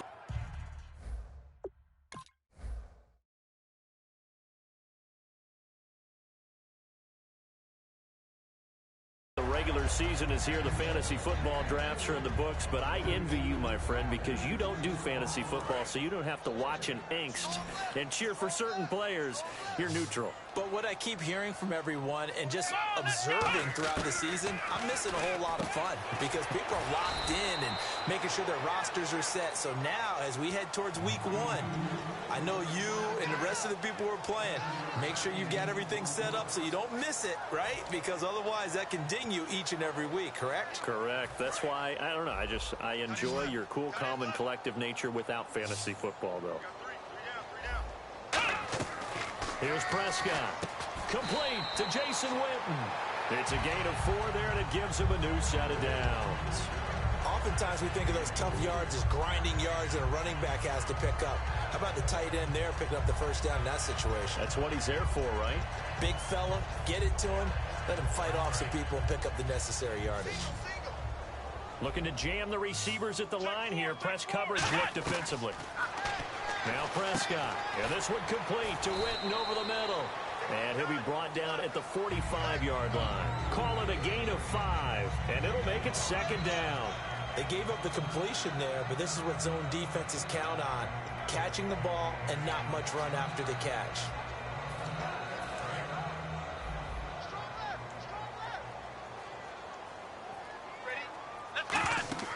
They'll stick with the passing game as he looks to throw. They'll set up the screen to Elliott. And he gets this inside the 35-yard line. Give him 11 yards that time and a new set of downs. When you run a screen pass really well, you got to like the look of it because so many parts come together to make it work well. The offensive linemen, where they're faking people out, the back slipping out there, catching the football, then all of them going together as one unit downfield. A really nice pickup. This has been a really nice day for the defense. They've made it so difficult to find open receivers because they're able to squeeze the passing lanes down. A lot of what they're doing is communicating. Receivers in one area, receivers in another area. They're almost what they call passing them off from one defender to the next, even in zone defenses, and making it very hard to find an open spot for the quarterback to deliver the ball. He'll try again with the arm here on second down. And his throw is incomplete. He was looking for Terrence Williams that time. And it'll be 3rd and 10. And the Eagles with a dime look. 6 DBs on 3rd down. Back to throw again. Escaping the pressure right. And he's going to have to eat this one as down he goes. Connor Barwin coming in to drop him for a loss of 8. And it'll be 4th down. Back now in Arlington.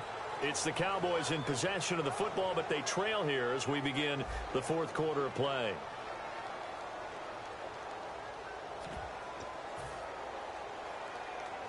A critical one here if they're going to have any shot at this thing. So they'll go for it on 4th down. Got to try it here. He's back to throw. He's going to sling this deep. Oh, a ball batted in the air, and now it's intercepted. A great read, and it's picked off. And a big turnover there as his guys will get the football back.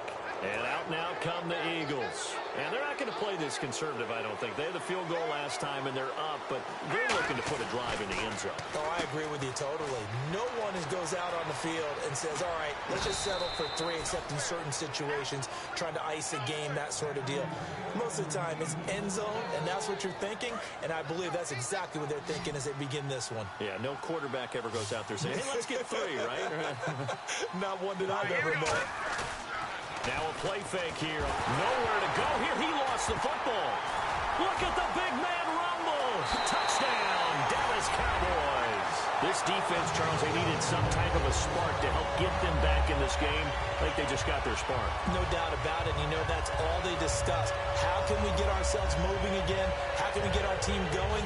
This definitely qualifies. The Cowboys offense heading back out and ready to go again. All right, so the Cowboys will go for 2 here.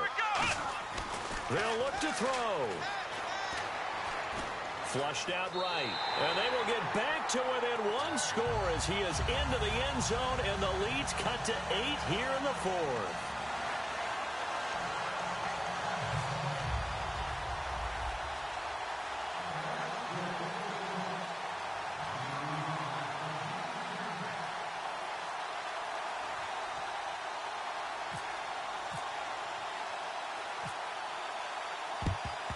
And there's a flag on the field. And they've got it. They recovered it. But hang on now, though. There's a penalty flag down.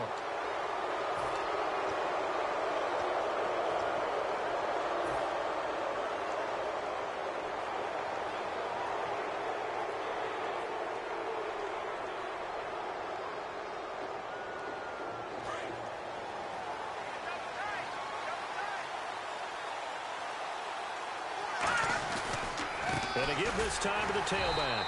And this play will be blown up. He'll lose yardage back at the 38. It's a loss of a yard there, and now second down. And in this situation with the lead fourth quarter, they're liking keeping the ball on the ground, I'm sure. That's just smart football, but you know the defense has to know it as well. They've got to stop them here. So now we're going to see that loading the box in a big way. 6, 7, 8, 9, whatever it's going to take, puts a little bit more pressure on your big offensive line. On second down, they'll try and run the counter. And they went the wrong way there. Losing yardage back at the 43-yard line. It's a loss of 4. Now third down.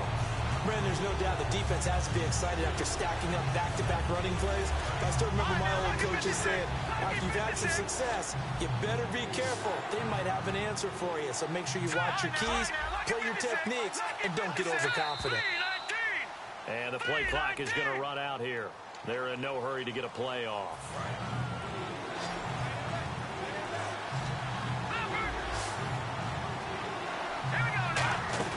On third and long, it's Wentz.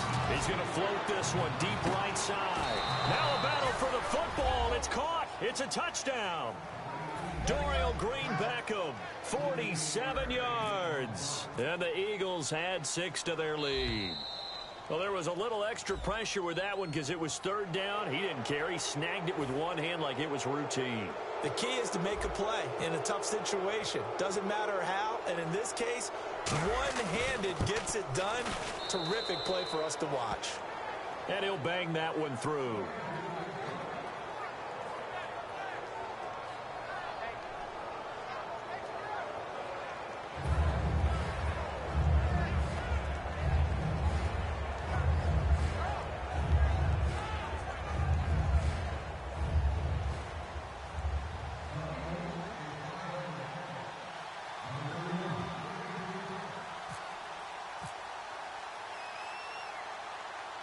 Now after the touchdown, it's Sturgis to send it away. That'll be taken in the end zone. And he will be brought down here at about the 17-yard line. I'd like to thank everybody for watching this game. This is televised live on YouTube. The name of the show is called North Philly's Finest, and I am the host, blinky327's. And we will be continuing to play after this game. Thanks for watching on YouTube. Moving the ball on offense, had a nice sequence going. Don't worry about the other part. You can't get that back. Let's go back to what you were doing well before. I thought you were going to say they need to have no memory, but remember the good part, forget the bad. I like that even better. They go back to the air here after the INT. And he's going to be intercepted a third time. Picked off by the linebacker, Nigel Bradham. And great field position coming up in the red zone at the 17-yard line. And they'll start this drive with very good field position. So after the INT, here's Wentz. Can't find anyone open. He'll be hit and taken down at the 21. Tyrone Crawford getting in there from his defensive tackle spot to snow him under for a loss of 4. Play clock winding down. And he's going to lose yards. They take him down at the 26. Call that a loss of 5 yards on the play. And they're going to face an uphill battle here on third and long.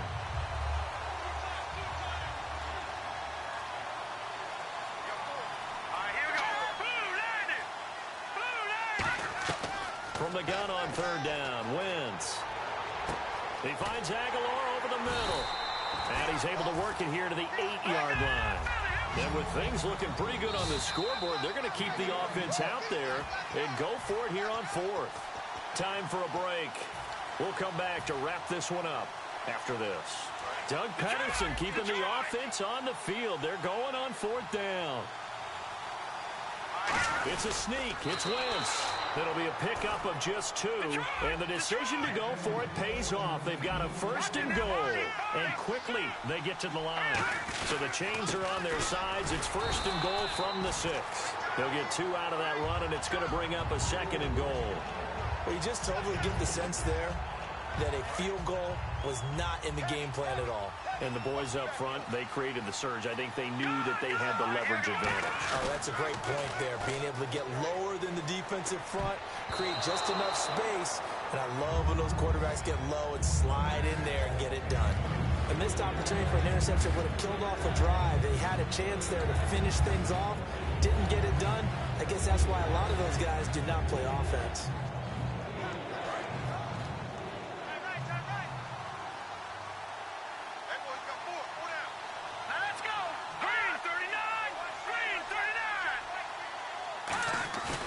Wentz now on 3rd and goal. Got a man open. It's Ertz. Touchdown, Philadelphia. Zach Ertz from 4 yards out. And the Eagles take advantage of good field position on the turnover to cash this one in. Point after now from Sturgis. And the lead opens up now to 22 points.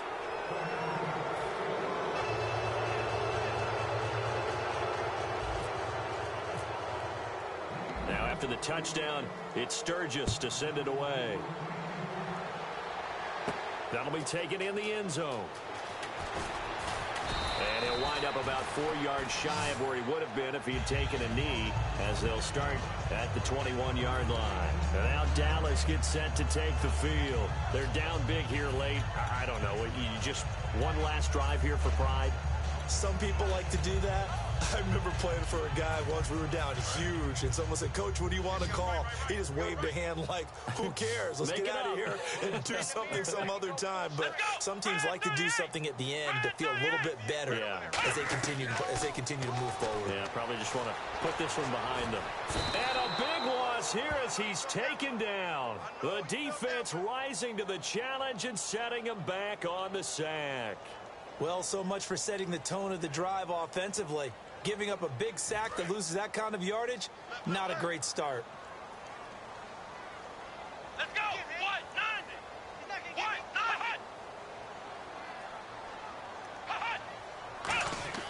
Now Prescott.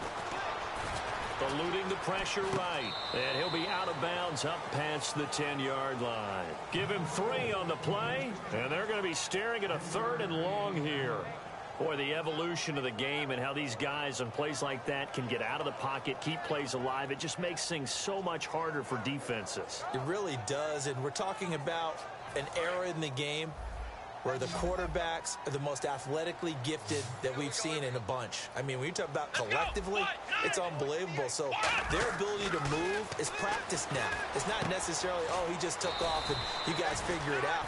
When he takes off, everyone knows where to go now. They know how to run routes, change things, make themselves presentable for the quarterback. It's a lot of time that they put in on it. It's not just your static 1, 2, 3. This is where the ball goes anymore.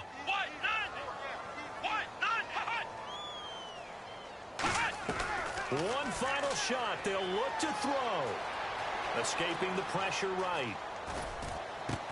And this is dropped in incomplete.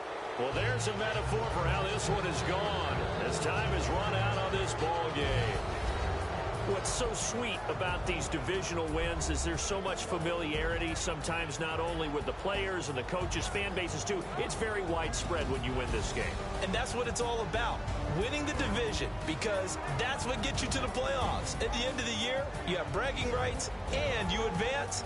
And how much fun is it to watch your division rival sit at home?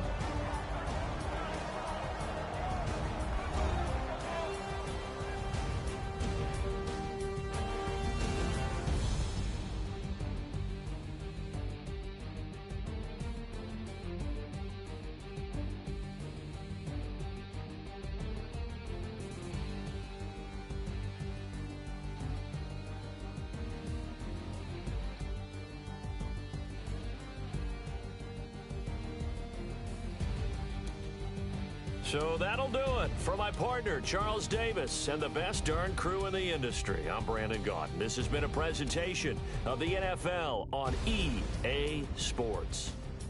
With that, we say so long from Big D.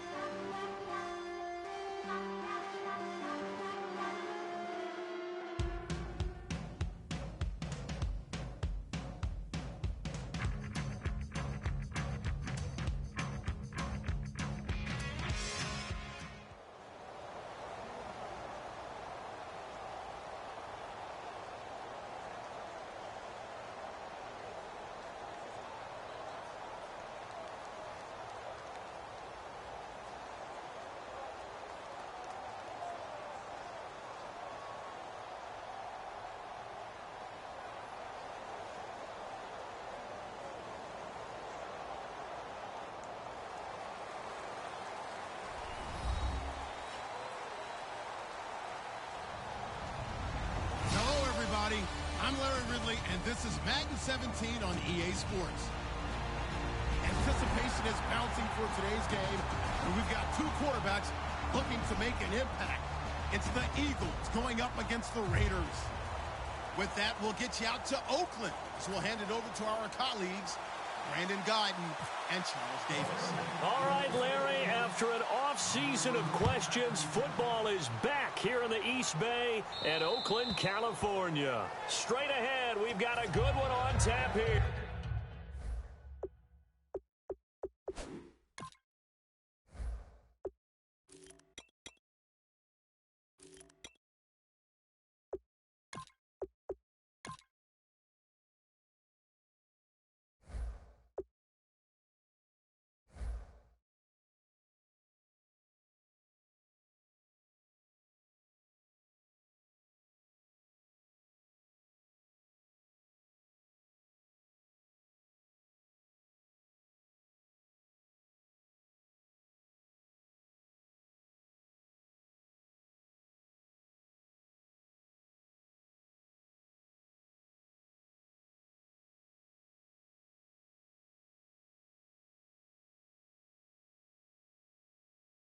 Between the Philadelphia Eagles and the Oakland Raiders.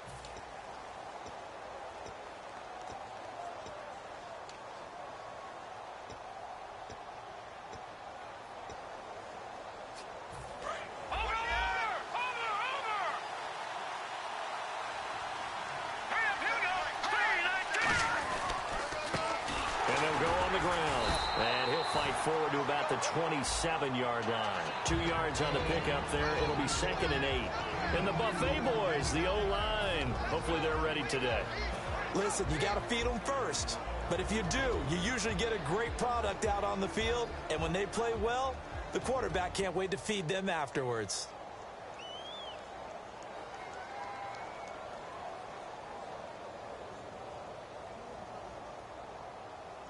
Second down following the run.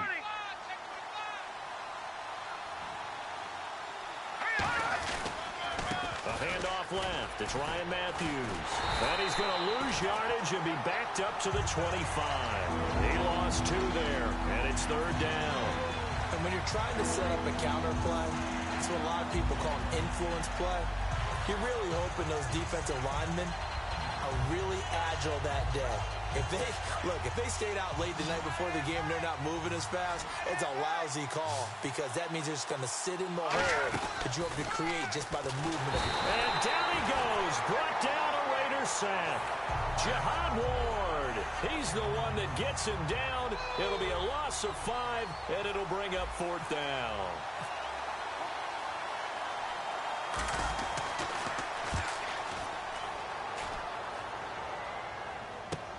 Jones on the return. Almost outkicked his coverage there. 48-yard punt, but 10 on the return. And the Raiders will take possession.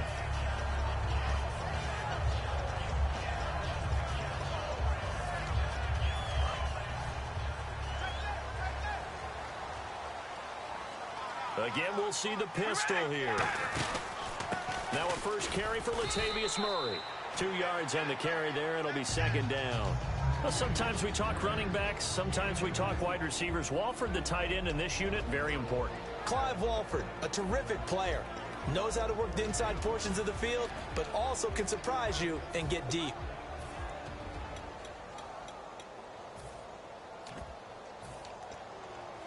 So the offense looking at a 2nd and 8.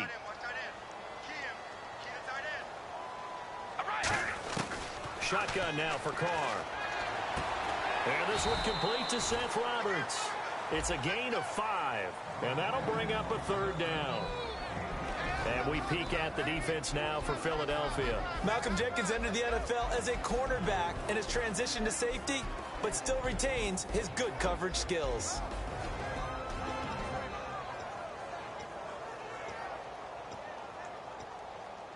Let's see if they can convert here on 3rd and 3.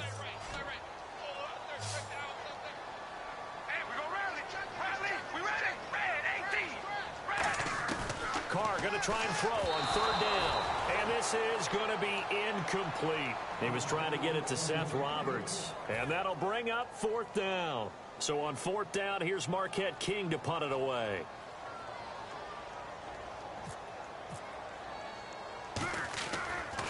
And he'll keep this one away from Sproles as this is angled toward the sideline. And this will be up to the ruling of the side judge here. He says it crossed out of bounds at the 16-yard line. Philadelphia getting set to take the field. And on the first drive, 3 and out. And I know that these are professional athletes, but I would imagine sometimes you get the nerves at the beginning of a game still, don't you? Those don't ever go away. And typically what I've heard from guys and what I remember from playing, if you don't have nerves at the start of a game, it's not going to be a great day for you. You're not really ready to play. So finding a way to harness those nerves and not let them affect you in a negative way, that's what all the guys are looking for.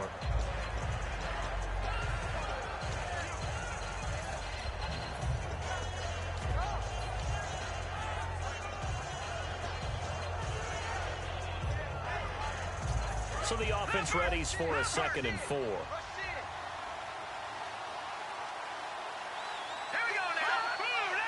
In motion left here, Green Beckham. The play clock's running down. They'll run it now out of the gun. And this one will go to the 28-yard line. They get 6 on the pickup there as the drive will continue. So many teams want to throw the ball in this situation nowadays, but I love watching a team that has enough confidence to go ahead and run the football in that situation. That's almost a tendency breaker.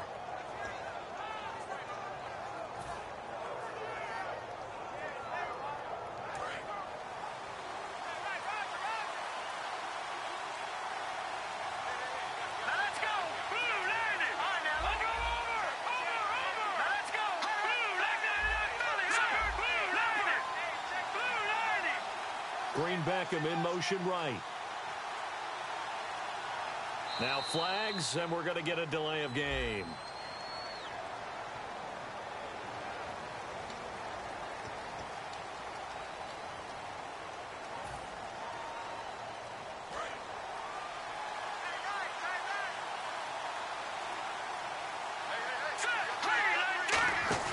They go play action here on first down.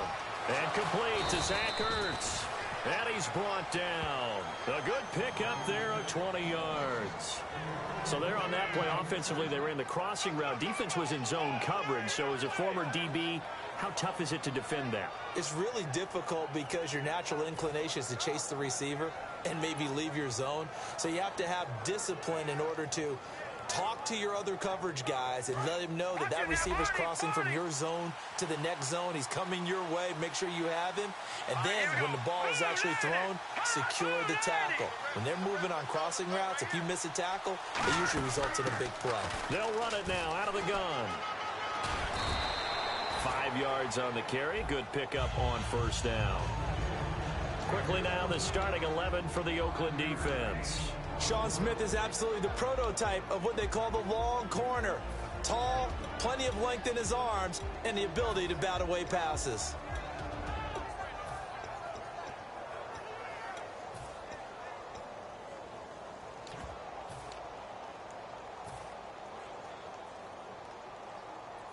Second down to the offense needing 5 yards. Again, we'll see the pistol here. And they'll go ground game here with a tailback. And they'll stop him right on the midfield stripe. Just a couple on the pickup there, and now it's third down. Partner, we know today's NFL is really built around the guy throwing the football. But these short runs, they still pay dividends because they can take their toll on a defense, and they can add up as the game goes along. You control the clock, you control the ball, and that way you often control the game. Well, that was a unit that understood exactly where the first down marker was, handed it to their guy who could run it, created some space, and he got there. And here comes play number 6 on this drive. Back live with Charles Davis. I'm Brandon Gaudin. It's the Eagles with the ball here to begin quarter number 2. And they're on the move here. They've got it 1st and 10.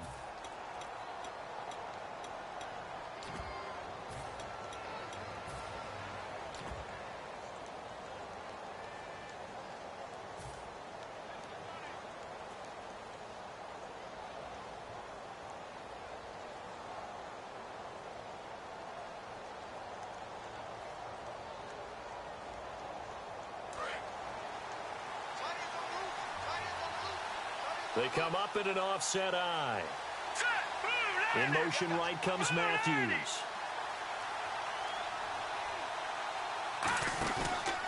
And he'll give it here to his running back. Cuts it out to the sideline.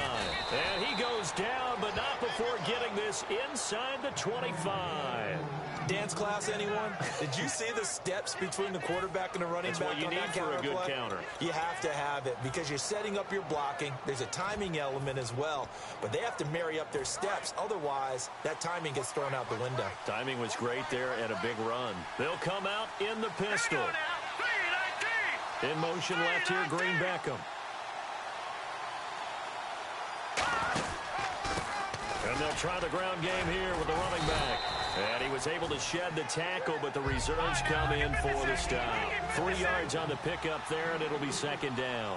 Well, so many times we look at a short run and we praise the offense for trying to set the tempo and establish things, but the defensive guys, hey, they just won the battle there. It wasn't a big run given up. They don't always have to absorb the body blows. Sometimes they dish them out themselves. And he'll get this down only to the 18. Call it a gain of a couple, and that's going to leave him with a third and about 5. They'll break the huddle and come up on the 9th play of this drive, needing 5 yards on third down.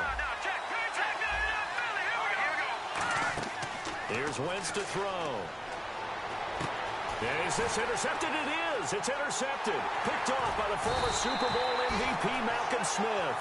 And the return will stop them well inside their own 20 at the 15-yard line. So out come the Raiders.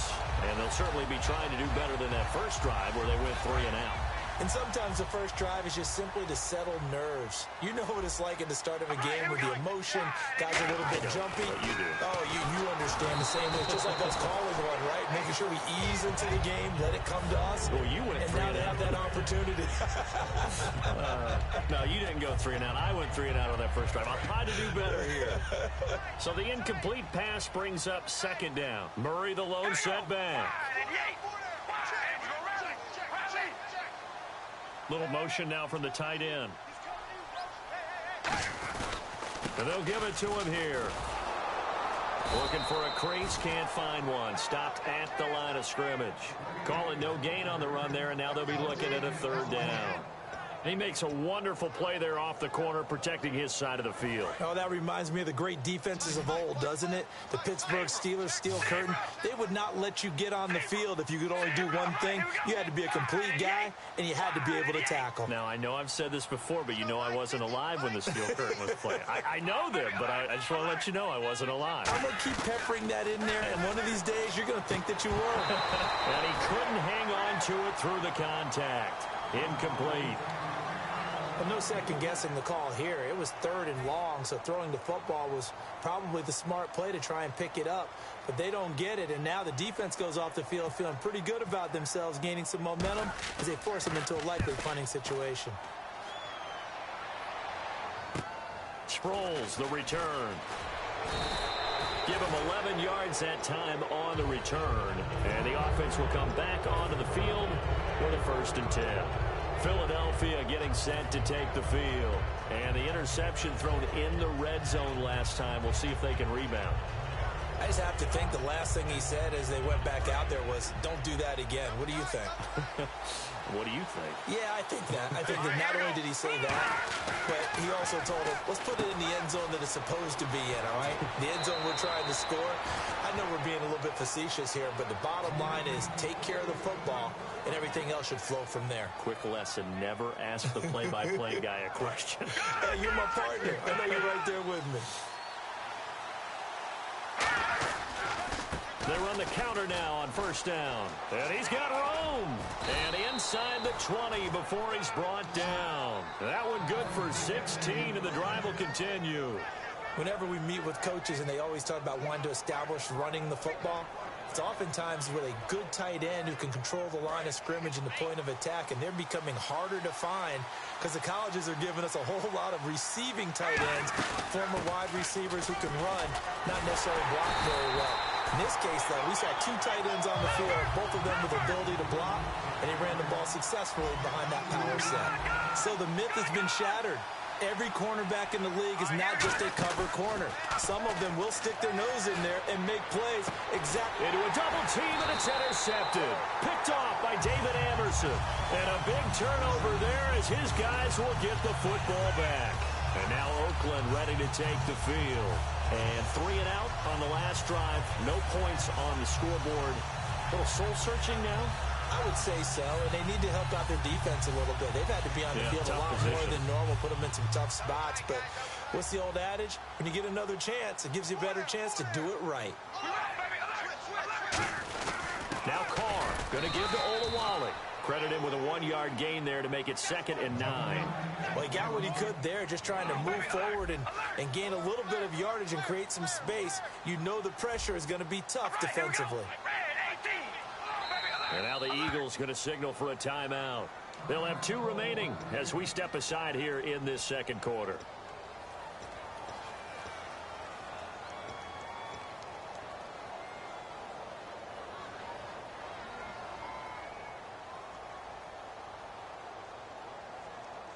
Game clock at 2:01. Time for one final play before the 2-minute warning. One receiver to the left is Cooper. Defense really showing respect to the deep ball here, playing off the receivers. To throw, it's Carr. A battle for it, and it's intercepted. Picked off by the veteran Leotis McKelvin. And his guys will take over at the 30-yard line. Really nice starting field position here for the offensive unit. 10th carry now for Ryan Matthews. Down to about the 22 here. 8 yards on the pickup, and now they'll have some options on 2nd and short. And now it looks like they're going to be in the hurry-up. Now they'll run it on the toss. And he is going to lose yardage here. He lost 4 there, and it's 3rd down. You have to give big-time credit to the cornerback on that play. Most of them like to just sit back and say, I'm playing pass. But he diagnosed that play so fast and got into the backfield for a loss of yardage. That's a monster play by a corner.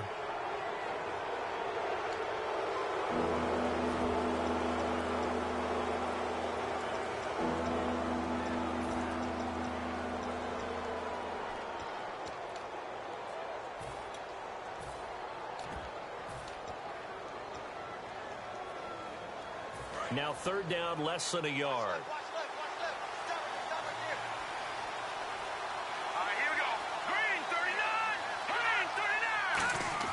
Wentz to throw on 3rd and 1. Aguilar has it. And he'll have the first down, getting this one to the 14-yard line. And they're going to hurry back to the line now. That was a nicely run slant route, and what the receiver's trying to do is make the defender think he's going upfield for a deeper route, and then breaks it off, usually after about 3 to 4 steps, and cuts towards the middle of the field. And now what he's trying to do is use his body to keep the defender away from the football and give the quarterback a really nice target. And a quick throw here, that's complete. And he's brought down just outside of the 10 at the 11. It's a 4-yard pickup, and that's going to bring up a 3rd down. Well, the strategy was evident there. Get it to your tight end and make it a one-on-one play with a cornerback. Who's usually going to win that one? The tight end, but not there. Not in this situation. How about the corner defeating that logic and making a really nice tackle? Now Wentz on 3rd down. He's going to leave this for his running back. It's complete. And he's going to be taken down right at the line. Now whistles, and the Raiders are going to signal for a timeout. It's just their first, so they'll have 2 remaining here before we get to halftime. So now on is Caleb Sturgis for the Eagle field goal.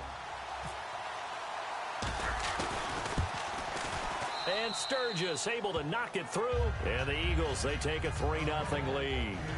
So they get the 3 points. They're on the board, but it took them 3 trips to the red zone just to get 1 field goal. So on the defensive side of the ball, you feel great about yourselves. Guess what? 3 times and you only came out with 3 points. But on the offensive side, you have to finally feel a little bit of relief that you got some points on the board.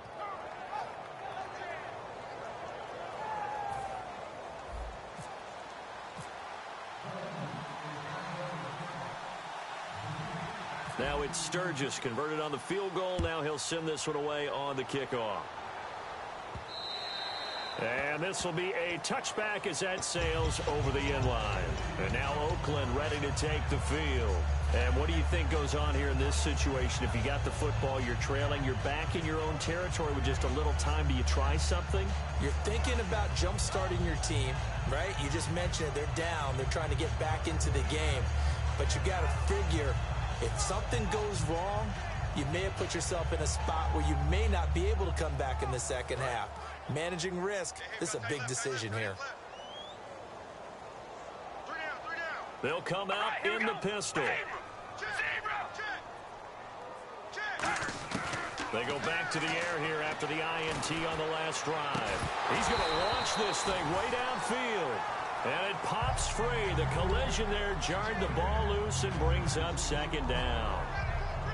Well, they went for the big play there, but that drop could really hurt their momentum.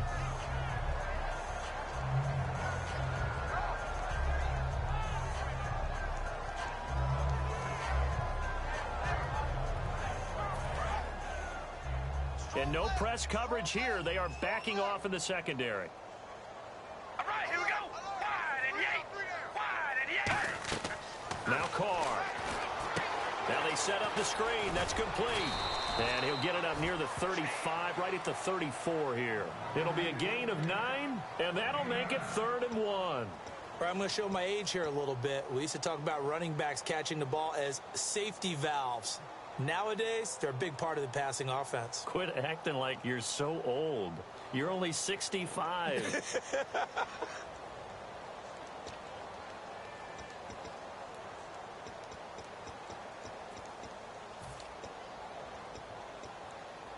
So here we go, a 3rd down after the 2nd down pass completion. We ready? Wide and yay. Zebra. Working from the gun, it's Carr. And no escaping this time as he'll go down. They got him for a sack.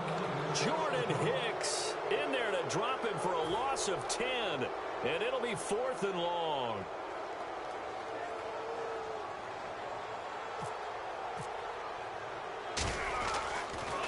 This is away, but boy, headed straight for the sidelines. So this punt sails out of bounds across midfield. Now the question, they're going to spot it right at the 40, the 40-yard line. And now the Eagles offense back out onto the field. And with time quickly fading here in the second quarter, not sure how aggressively, offensively they want to play this. I think we'll find out just how much they trust their guys in this situation if they decide to take a shot. No gain on the play. It'll be 2nd down.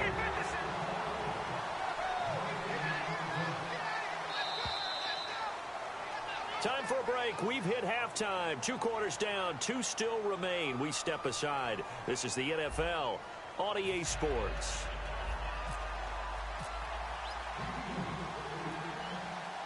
Both teams appear ready for the fight ahead, and we resume action here in quarter number 3. Fielded about a yard deep. And he'll get it up past the 20 to the 22-yard line. Out comes the Raiders offense. They'll go on offense first to start quarter number 3. They come out here with a 0 on the scoreboard. What was said in that locker room? That's what I want to know. I would love to have been in there because we often have the feeling that there's a lot of shouting, screaming, people upset. But typically, halftime locker rooms are a lot more clinical than that. And in this case, are they upset that the plays weren't working because of execution, or did they think they were just bad plays to call? Yeah. We'll find out pretty quickly here if they feel like they had something going, but they just need to do it a little bit better or not. We'll find out.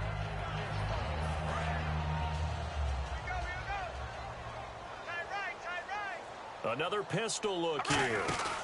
That was 2nd down run for Murray. Looking for a seam, but finding none. He'll get back to the line of scrimmage, and that's it.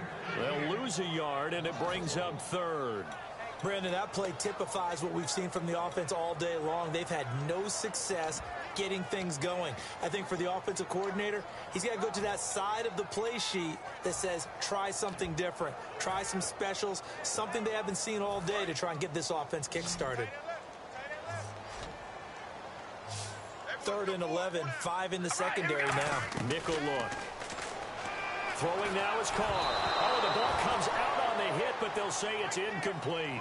Amari Cooper, the intended target. And it'll be 4th down. Putting pressure on the guy throwing the football is always good, but when you can couple that with contact on him that leads to an incompletion, as we just saw there, that's winning football.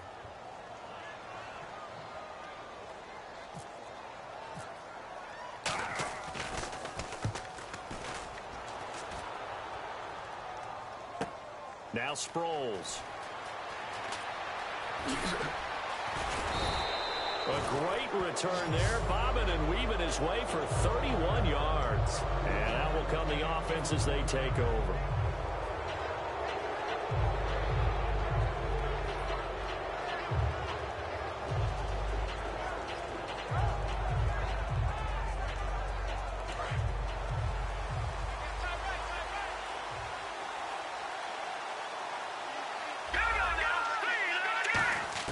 Throwing on first is Wentz. Finding his safety valve here. That's complete. 17 yards on the pickup there. The drive will continue. It's a 1st down. So many times you hear today's NFL described as a space game.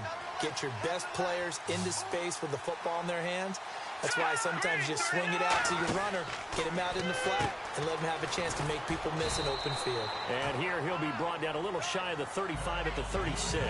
It'll be a gain of 4, and that'll bring up 2nd down. Everyone's got to be able to catch the football. Doesn't matter what position you play, but if you're on offense, be aware a ball may come your way.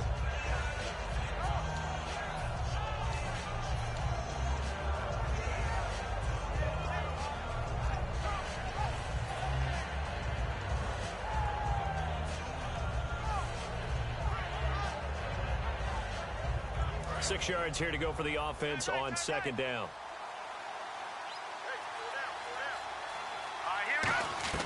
On 2nd down, here's Wentz.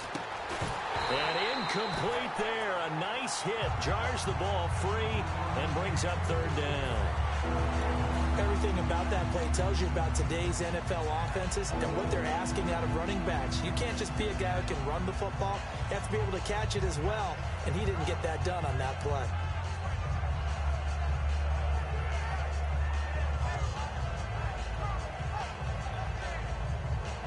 First down marker at the 31. It's 3rd down. Defense thinking pass. They've got the nickel set out on 3rd and 6. Here's Wentz to throw. He's going to loft one deep over the middle. And incomplete. The contact made the ball roam free and brings up 4th down. On every offensive coordinator, every play caller sheet, they have about 5 or 6 plays per game that they call shot plays or big plays. And you don't get many opportunities to dial them up, and they just did, and they drop it with a great chance to make a big play. That's going to hurt.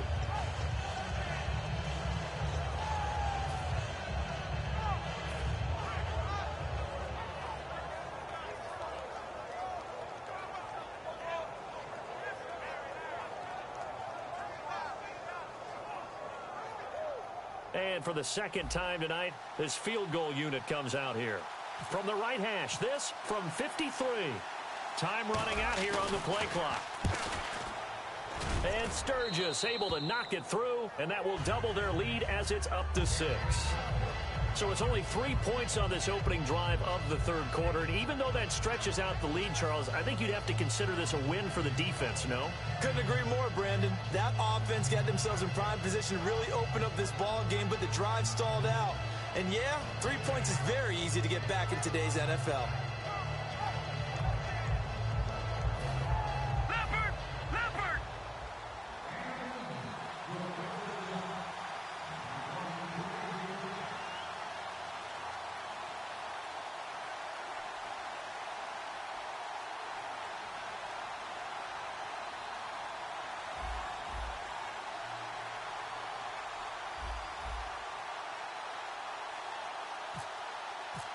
Now it's Sturgis converted on the field goal. Now he'll send this one away on the kickoff. And there's a flag on the play. And oh, he kicked it out of bounds. That's a big penalty. And this is where the rest of the team turns and stares at the kicker and says, you have one job, execute it.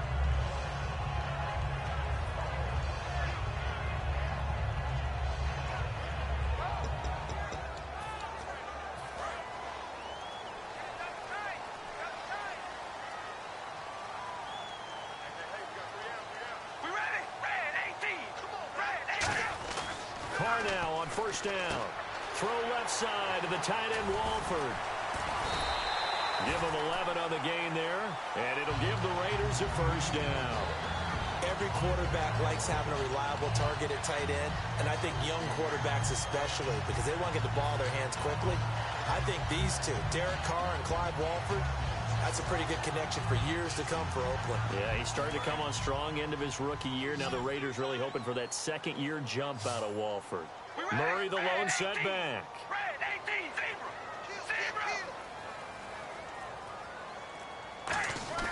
They go play action here on first down. Rolling to his right. Oh, got a man, it's caught at the 6-yard line. A big play there. Carr to Cooper. 45 yards. Now, they've been struggling in the passing game. Do you like the aggressiveness there? I mean, it worked on that play, but do you like it? I do, because a lot of the time you're struggling because your passing lanes are clogged. That usually happens when you're throwing the ball underneath. People start to press up on you. Push them deep. Find some space and open things up again. Being aggressive there, I think, will pay off for them. Now a play fake here on first down. And no escaping this time as he'll go down. They got him for a sack. Jordan Hicks in there to get him for his second sack of the night.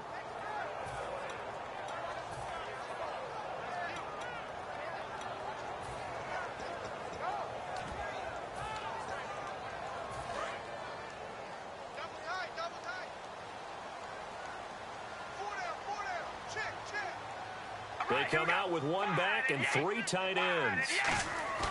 They go play action for Murray. Now Carr. And his throw's going to be incomplete. The big tight end, Clive Walford, the intended target. And that's going to bring up an interesting 3rd and goal. Well, sometimes you just have to take things into your own hands, don't you? I mean, the offense is really struggling in this game. They're the ones keeping things going. They have to continue to play at that level. Incomplete pass on 2nd down. Let's see what the offense draws up here on 3rd. Carr gonna throw. Now they go screen. It's complete. And they'll bring him down at the 13-yard line. It'll be a 3-yard gain, and that's going to bring up a 4th down. So on 4th down, off goes Carr, and on is Sebastian Janikowski. Offline. He hooked it. It's no good. And this score will stay right where it is. Well, close game, second half. You obviously hate to leave 3 out on the field. Especially in a game like this when you know points are hard to come by. That was one of their best opportunities so far, and they come away with nothing.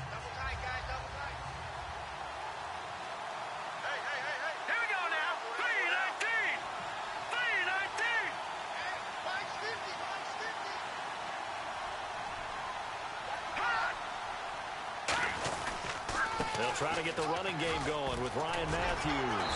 And he'll work his way forward up to the 22. Give him a couple on the carry there. 2nd and 8. See if they stay on the ground for 2nd down. They know that old expression, it's not my night. It hasn't been his so far. I don't know if the legs are a little bit heavy. Sometimes having to hang out all day and play doesn't exactly play to your advantage, but it's been a tough go for him. And every time he looks up, somebody's there defensively. That was the same case on that play. When you see zone defense and you know you've got a drag route on as your primary call, you've got to be really careful as a passer about how far you let your guy go because he might wander into some tough coverage. Losing 2 yards that time, and now it's 4th down. And that was a nice play by the defense. And it is tough to be an offensive lineman nowadays, especially if you're dealing with how the defensive tackles have evolved. Their quickness, their agility, their speed has changed the big guys in the middle, the center and the offensive guards. Formerly, they were just power players. Now they have to be light on their feet as well to keep up with the speed of the defensive players. And where will this be spotted? The side judge says it went out just across midfield. The Raiders offense now making their way back out onto the field. And they have to feel like they missed on an opportunity for points last time when they couldn't connect on that short field goal try. And no doubt about it, because they were counting on those points. In today's NFL, let's face it, that's really a chip shot, right? That's anything inside 40. Yeah, they're counting. And he's going to be taken down. He's sacked on the final play of this 3rd quarter. Back now in the East Bay. It's Raider football here, but they're on the short side of the scoreboard right now as we begin the 4th.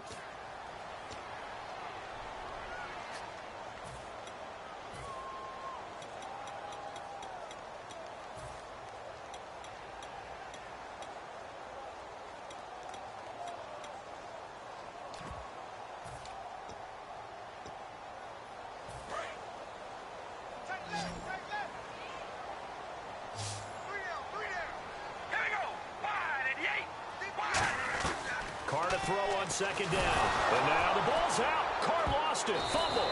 And they're going to set up shop at the 27-yard line. Here comes Eagle offense now as they get set to take over here. And a tight game after punting last time. See if they can get something going on this drive. As they head to the field now, with the game this close, you've got to feel there's a sense of urgency for them going on offense right now. But they have to do it without letting panic creep in and affect their play. Now it's Sproles. And some room to work. And he's brought down. 18 yards there, and it'll be a first and goal. When a coaching staff sees their team run the ball this successfully in the fourth quarter, they're really excited because you can plan for a running game all you want and want to press that advantage when you get it. But for the most part, it's a little bit of a surprise. And right now, they've got to keep that going, want to continue to grind out the clock because it's definitely in their favor at this stage of the game. Can they close the game out and continue to do exactly what we just saw there, and that's run the football.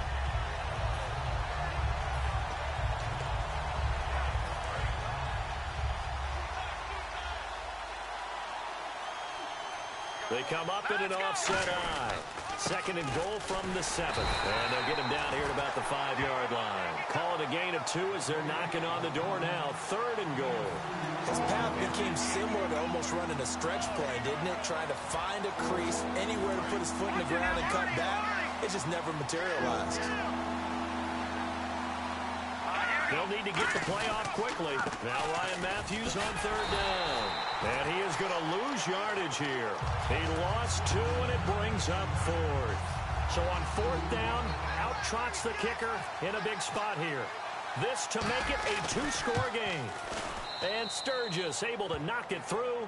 And that will make our score 9-0. So that's a big one there. It's his 3rd field goal of the game, and a 2-score lead's got to feel pretty good right about now. And while they're not free and clear yet, you're right. Now this defense can go out knowing that it's going to take more than one big play to catch them.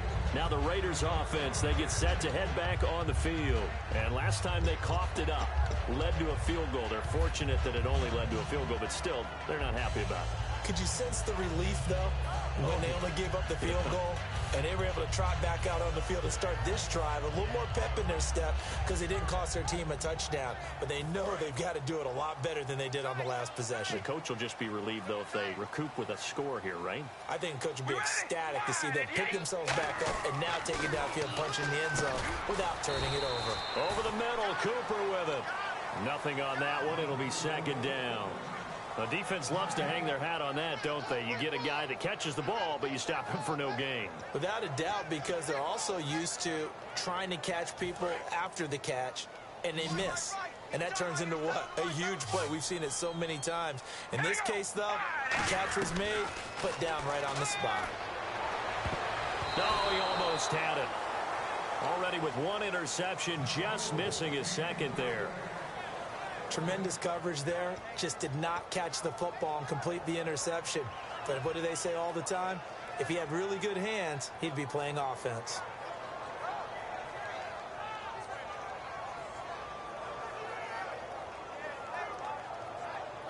So a ways to go here on 3rd and 10.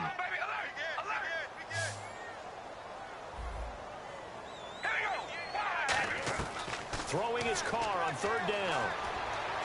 He finds Roberts, complete. That one goes for 13 yards, and it moves the sticks. And in a 2-score game, obviously, every play, every 3rd down, like we saw there, magnified, big pickup. It was a huge pickup. What they really want, though, is to not even get to 3rd down. They've got to maximize time and conserve as much as possible. And now they're in the hurry-up. Carr now on 1st down. And he'll be hit as he releases it. And that'll fall incomplete. Well, the pressure, the hits, the sacks have been coming at him all game long. I'm frankly surprised that they haven't found a solution yet to create more time for him to throw it or maybe change what they do on offense. And that's one of the biggest differences in this game and why they're losing right now. 10 yards still left on 2nd down. They come out 5 wide, 3 of them to the right side. Now Carr. Brought in by Walford, right side. And he's able to get this one out closer to midfield across the 45. There's a good push to the tight end, and I think that we're looking at something out of central casting, frankly. Absolutely. I mean, size, the hands. the speed. I mean, can flat out run. You put that whole package together, you light up the eyes of an offensive coordinator, don't you?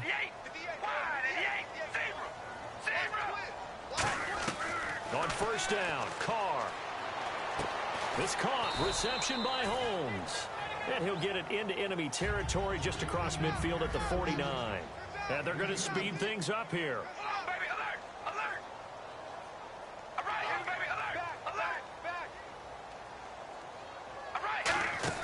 Now Carr again. Throw left side to the tight end Walford. Time for a break. We'll come back and see this one out after this.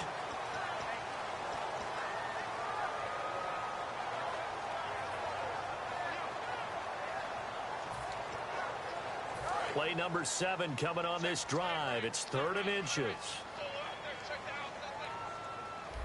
All right, here we go. They'll run here. It's Murray. And he got blown up. And now the Eagles going to signal for a timeout. It's just their first. They've got 2 more to use here in the final stages. And they're indeed going to go for it here on 4th down. So trailing here in the last quarter. Let's see how this plays out.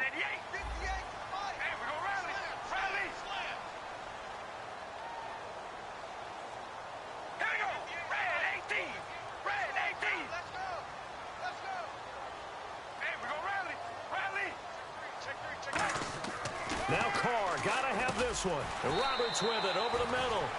5 yards on the pickup. And on 4th down, they're able to convert and move the sticks. Looking to speed things up here, going with some tempo. To throw is Carr. Finding time. His throw incomplete. Amari Cooper, his intended receiver. And that'll make it 2nd and 10. I think that's a big-time play there because the slant route is really hard to cover because the timing is so quick. But able to see it, diagnose it, and get to the football, that's why he was able to bat it away. And the offense readies for play number 10 of this series. Murray, the lone setback. Walford in motion, the tight end. Carr to throw. Oh, no, he lost the football. And the Eagles are going to go ahead and take another timeout. That'll leave them with just 1 remaining in this 4th quarter of play. And this seemingly endless drive continues.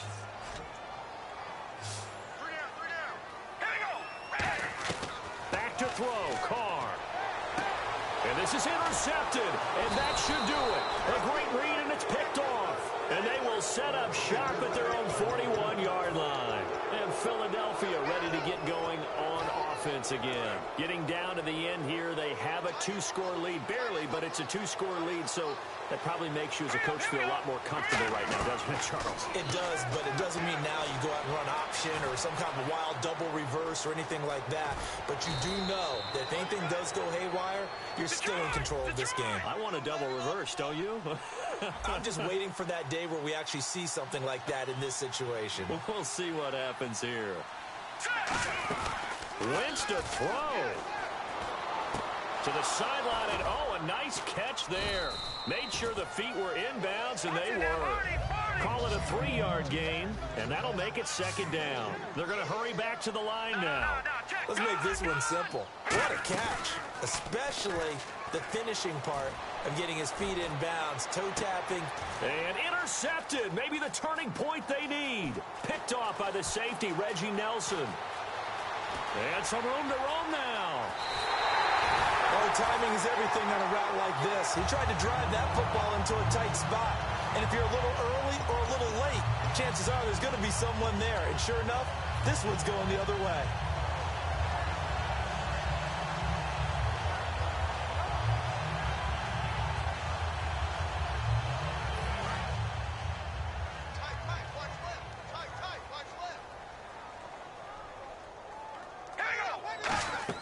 Now after the INT, it's Carr. Oh, it's a screen pass. That's complete.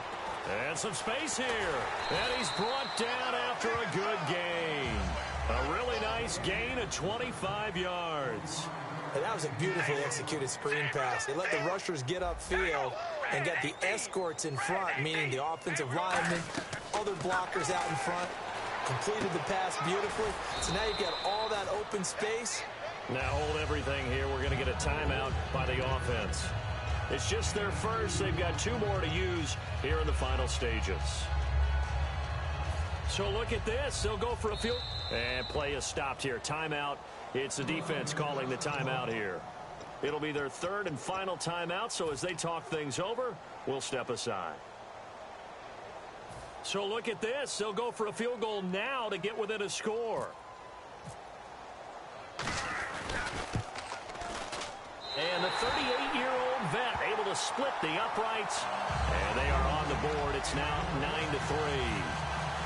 So a miss on his first attempt, but this time he gets back on the bike and knocks it home. I know this will surprise you a little bit, Brandon, but you know, kickers can be a fragile breed sometimes. You got to wonder what's going through his mind, but he didn't let that first miss impact him one bit. Hey, I kicked back at Harrison High School. Are you calling my ilk soft? And the Eagles are going to recover. And that might be enough to put a bow on this one. 4th quarter, they felt like they needed the football back. Unfortunately, they couldn't get it. And I know we brought analytics into the game, and someone has said here that the data says that when a team's expecting an onside kick, 80% of the time, the team expecting it, they do actually recover the ball, which is what we saw here. I just wonder if that number is much more of a anecdotal type of a number. Kind of like when the coaches tell us, well, when you score on special teams, 93% of the time you win the game. I'm still waiting to see that number as empirical. What a hard-fought, low-scoring game. A tough one to lose always, partner. For the losing team, not beautiful. But for the winning team, that's almost textbook old-school football. And you know I loved it.